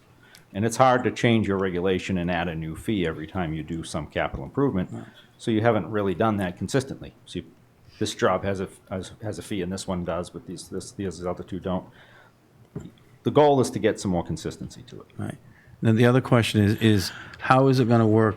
Is it per bedroom or per square foot? So What's the vision right now is similar to the cuff. We would do a per gallon per day based on a Title V calculation, which is clean and is very consistent with what most communities have done. That is typically, Title V typically for residential development typically refers to 2 bedrooms, and a bedroom would be, under Title V right now for most residential, is 110 gallons per day.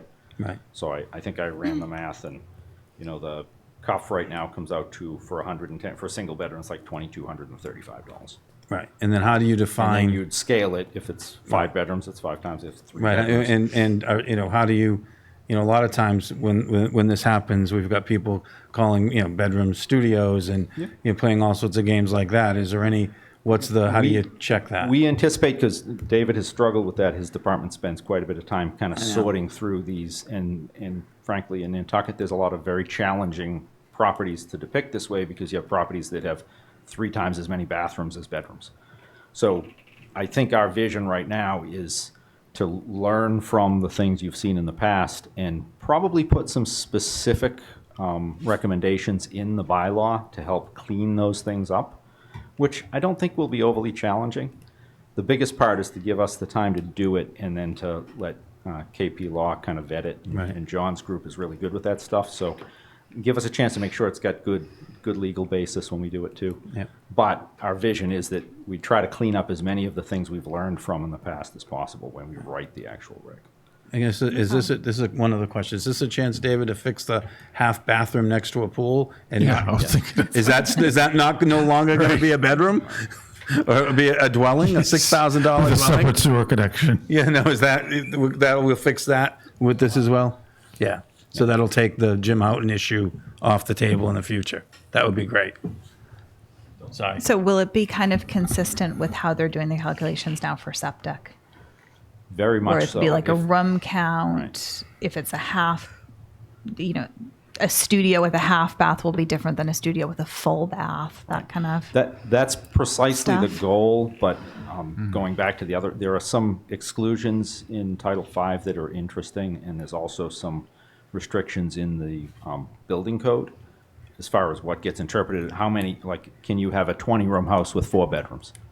Most communities don't allow you to have a 20-room house and 4 bedrooms. You default to 50% of the rooms being bedrooms. So there's some certain things we do in this interpretation that we'll have to set in the regulations to be very clear about how these fees get generated. That's And those are- that's a great way to do it. Those are TBD in the details. I don't want to get into the weeds tonight, Yeah. but the goal is to make sure that it's very clear in the way you write the policy, and everyone understands it, so that when someone needs to know what they're going to pay for a fee, we can say, yeah, sure, this is what you're going to pay for a fee, and then we make them pay it. Yeah. And it becomes a very clear system and not a muddy system, which introduces a lot of other problems just because of uncertainty. So what's the document that is the source document for that? So you mean right now, or will be in the no, future? you've got a house. Yep. And somewhere on there it says how many bedrooms it is and how many half baths it has and the whatever. And so what is that document called? Is that the assessor's document? Or? Yeah, right now David gets a sewer application that comes off of sewer. the building permit and Okay. the plumbing permit, both of which are affected by. Okay. And that dictates lists usually fixture numbers and bedroom numbers and those types of Okay, things. so it comes from your sewer application. That'll be the defining document. Okay. Yeah. And I think there's like 6 or 8 categories already, maybe 10 or 12, David, on the current sewer application. So that already they fill in now. So it's nothing new. There's no new burden on folks. It's Okay, more okay, that okay. we're going to be very clean about how we calculate them Okay. and can tell them what the fee is. And like the second dwelling and the tertiary dwelling would be an add-on, not a whole separate starting 3-bedroom fee. Right. So, see, one of the goals of this is that's where some of the confusion, and frankly, you have some very different challenges than a lot of communities have, because you have different types of development happening. Those types of things create confusion as to, well, why wouldn't this be just the same as it was before? The goal of having a fee that's clean is, if you are going to take your house and add 1 bedroom, you're adding 1 bedroom's worth of flow. If you decide to build a new house on the back of your lot that's 1 bedroom, you're in the opinion of the sewer department, you're adding the same amount of flow. We won't care. It will be very clean the way it goes. And it will simplify those types of questions to a great degree, we think. And Because it there is a lot promotes of questions. breaking up structures too, rather than trying to join them all together. In a way, and I don't want to use the term lightly, but in a way, it does kind of defeat the idea of gamesmanship to some degree in the way you develop or redevelop your parcel. The goal is to make sure that, as we said, the fee is reflective of the use you're going to get out of the sewer system, which in the end is how it costs the town. So that's an appropriate way to have the fee work. And I can't help myself but play devil's advocate a little bit. I guess if we're going to be waiving or tiering fees for year-round or affordable houses of some type, then they're covered. But right now, it's sort of one of the problems that we have is that a lot of these houses that used to be year-round, used to be employee housing, et cetera, have turned into Airbnb, and they're putting a ton of pressure peak season on island, and it's on the sewer system, it's on the road system, it's everything else. So, you know, we have to be careful that in setting the fees and making them equal and always the same, we have to be careful that we aren't encouraging just more peak season building that is going to put us all under even more pressure.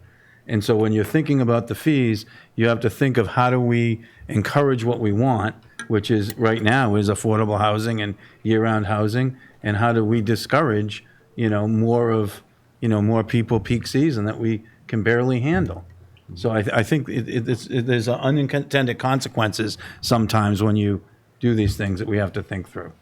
Well, that may to some extent be where the new tax comes into play. And maybe. And that money gets slated to pay for some of the housing and infrastructure. Yeah, or we set this higher and then waive stuff like we were talking about earlier today. We set this fee slightly higher for something that's, that is a market rate and will always be a market rate, and we set it, and that enables us to go lower on the ones that aren't. There's ways that you can encourage and discourage based on how you're setting up your system. And I know there's rules on sewer. Within the legal limits. There is, except Right. except that we're charging, so if it's $40,000 or $50,000 per dwelling, and we're only charging $6,000, and we make that $10,000, then we're still, and we're allowed to tier fees if there's an overriding public purpose. And so I think we can take, we still aren't going to be overcharging anybody that I can tell from my math, but. I do think that the timing of this offers good opportunity to be folded in well with the discussion you started earlier tonight about how you address the housing, because clearly housing is a huge issue on the island and probably will continue to be in the near future because of property value drivers. And I think this is a really good opportunity to kind of fold those two discussions together and hopefully get us into a regulation that works for you. So I had a question on the 110. I know that's your gold standard, but is that 110 gallons per day per bedroom for year-round occupancy? Yeah, so remember that So I'm just it saying, doesn't necessarily help you as a town in how much capacity the plant needs to be able to treat or your sewer pipes need to be able to handle if someone only uses their house one day a year. Because if that day is the peak day, you still need a plant that big to handle it. Yep. So we got to get away from that thought that, Okay. there's some lesser use. Okay. All right. Honestly, Okay. seasonal use is almost worse. So good. That's a because good it's argument. harder to manage. Okay, So. thank you.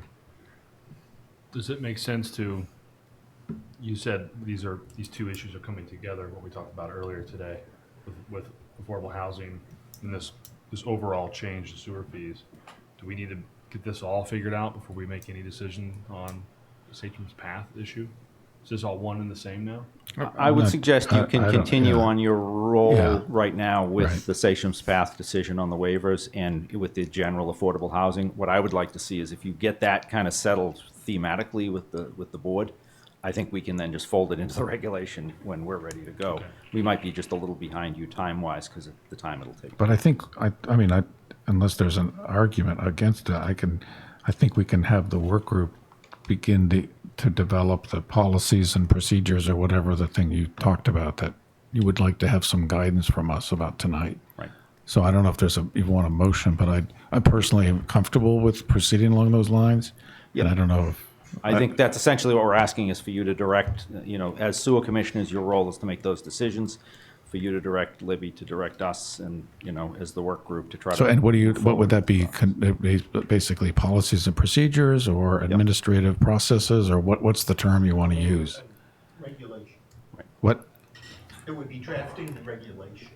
Okay, so I'd make a motion that we direct Libby to implement the drafting of regulations pursuant to the conversation that we've had tonight on the sewer fees, the sewer system capacity fee. I'd second. All in favor? Aye. Aye. Aye. That motion will work? Okay, thank you, Libby. Select board reports and comments. I just have two. One is the Dreamland is graciously hosting a second screening of Straws Monday the 24th at 5 p.m. So if any of you missed it last time, it's your chance to see it. But there'll be a panel discussion as well with Rob from DPW, Graham, our new recycling coordinator, someone TBD from industry who's made the switch, and Liz Obremski from Nantucket, really bringing in sort of what we think is going to be probably a focus next year, which is education and working with kids and things. My second comment is one I really should have made after the Frederick Douglass proclamation.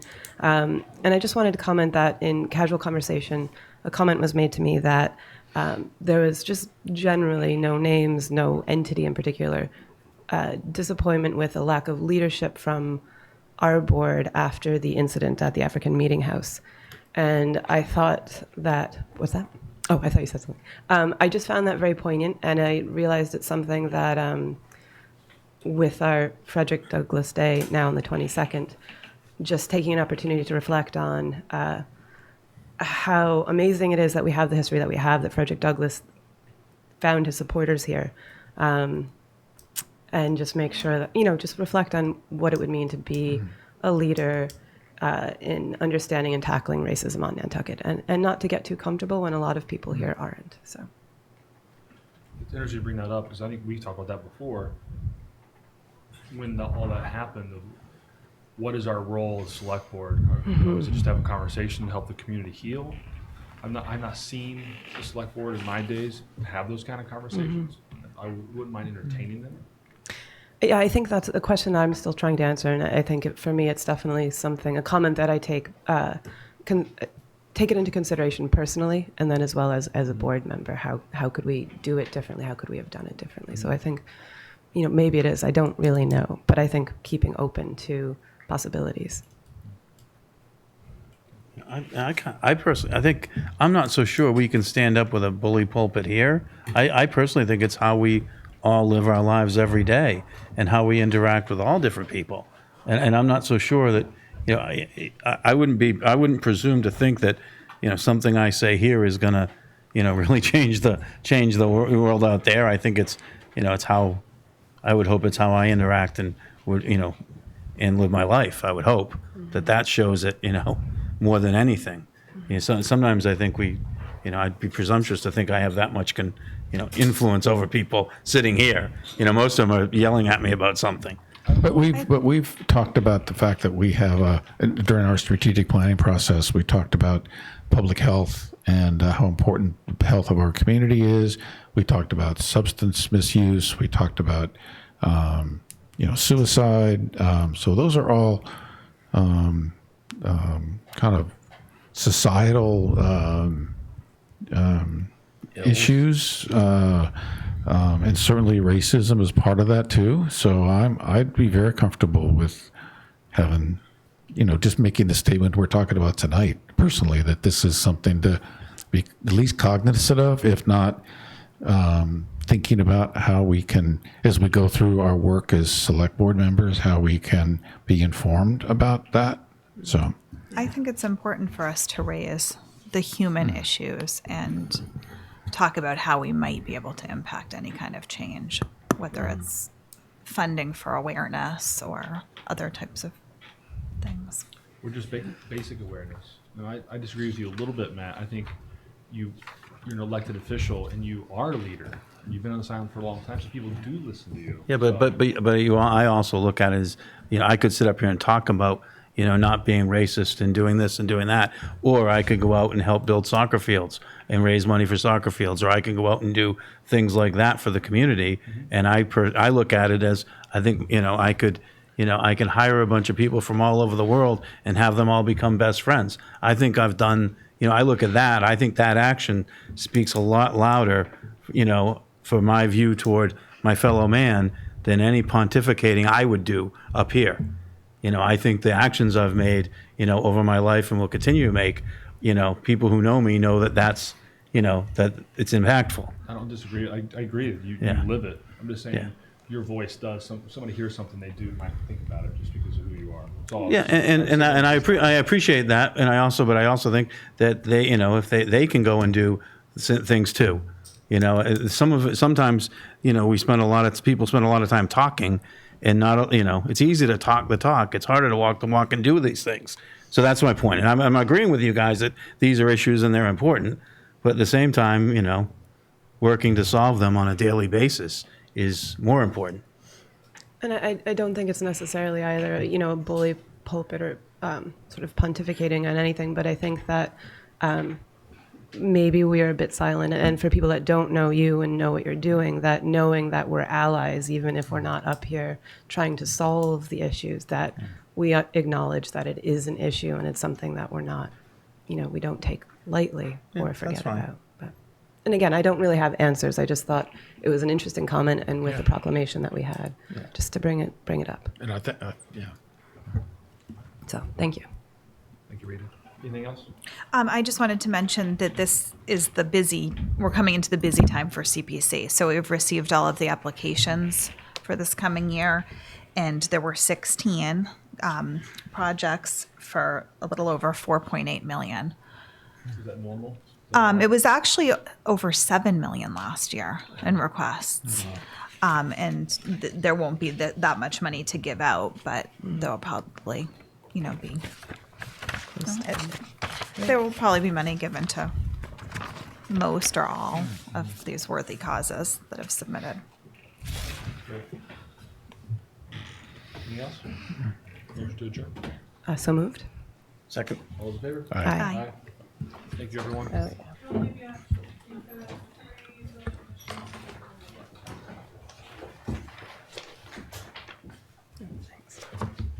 Oh, Jimmy, do you think that's my pen, maybe? No? This is mine. I know for a fact. I swear I had a Cape Cod 5. Unless Libby. it's in my pocket. No, this is the one I brought. Oh, no. Here, look. I'm totally Oh, you're really making things up. Doesn't look anything like that. I know, right? You have a Cape Cod pen? I do.